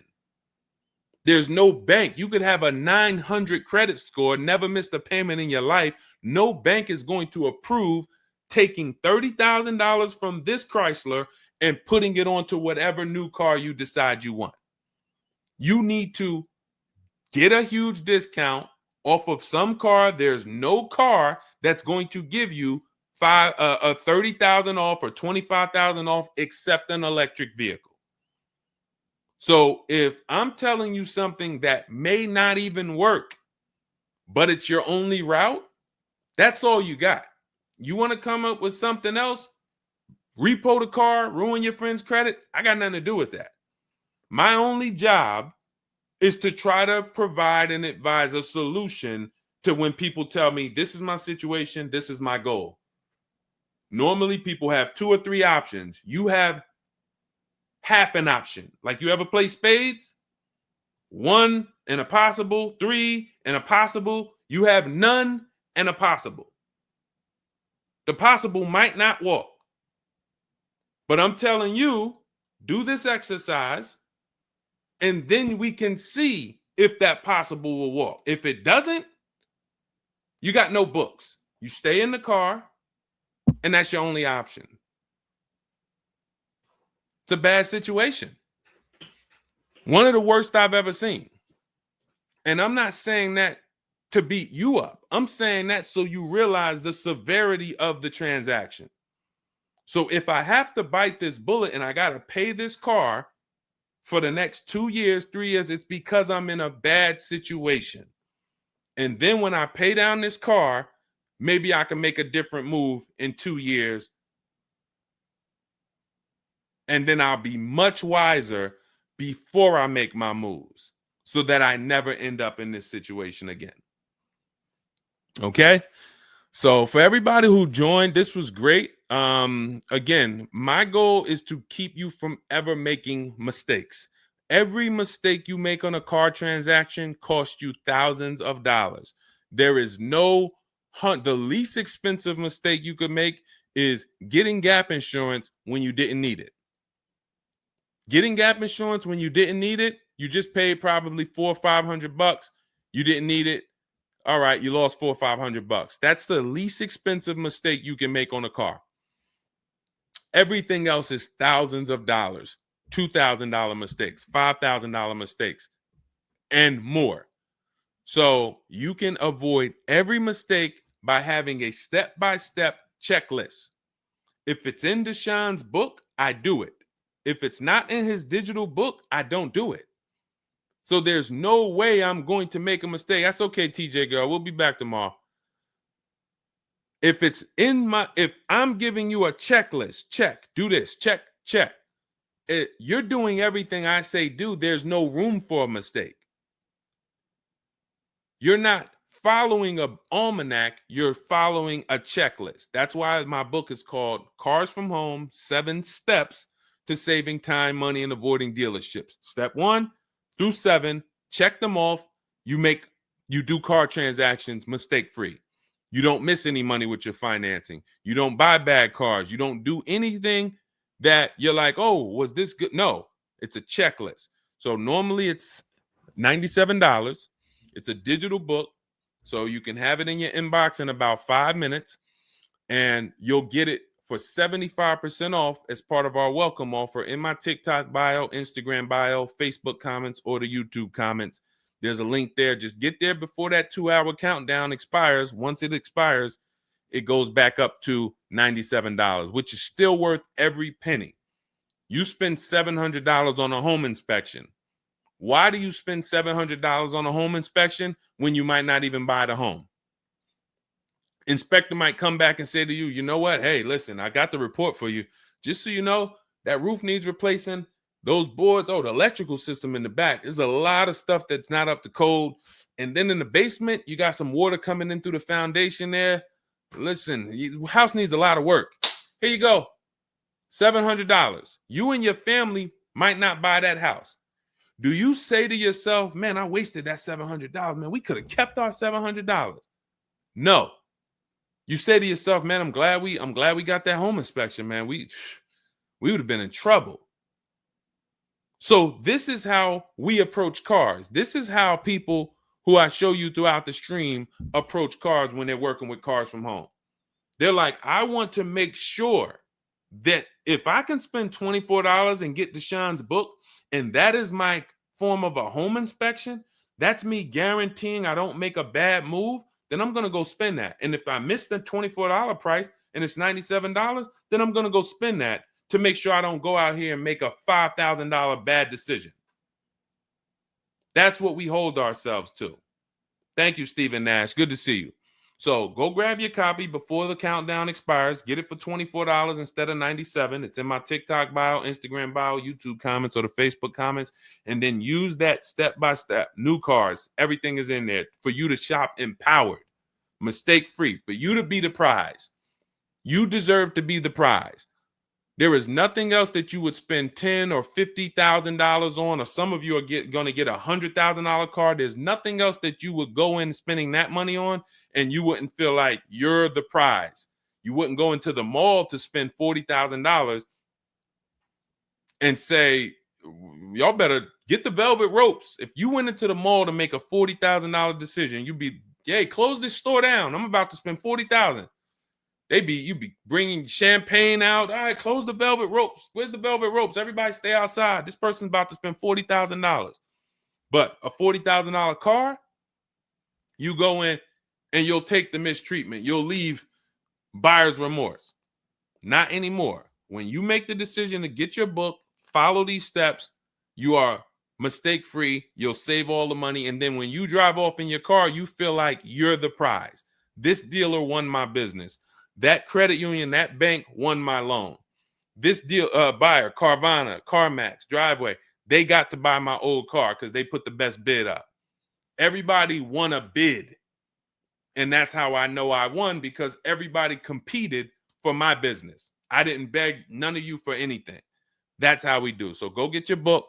And if you want to get started and you're like, Deshone, you know what? Is there anything I can get started for free? Because I'm just getting to know you. I don't really know you yet. Now I want to see, then go grab my free cheat sheets. Dolan will put a link in the comments for you guys. It's Deshone's cheat sheets. It's also in my TikTok bio, my Instagram bio. And you can see what we give to people who want free advice to get you started. But if you're like, no, give me the blueprint. Give me the bang, bang, step-by-step, start to finish. That's my digital book. Go get it. And carry in gifted hands. Please check back in with us. Let me know when you do that exercise how big that gap is between what the Pacifica is worth and what the cash offers will buy, what will pay for it. And then hopefully you can get to some solution. So I appreciate you sharing the story. I appreciate you being forthcoming, and certainly we'll wait to hear from you. Thank you everybody for joining us. We've been on here for almost 2.5 hours. It was a longer show, but I hope you all got a lot out of it. We talked a lot about all different things. Yeah, that's Denzel on the bookshelf. Absolutely. I got a lot of people on the bookshelf. I got Lucille Ball on the bookshelf.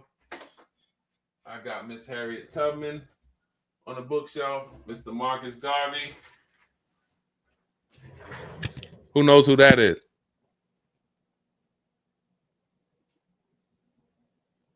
That's the great one.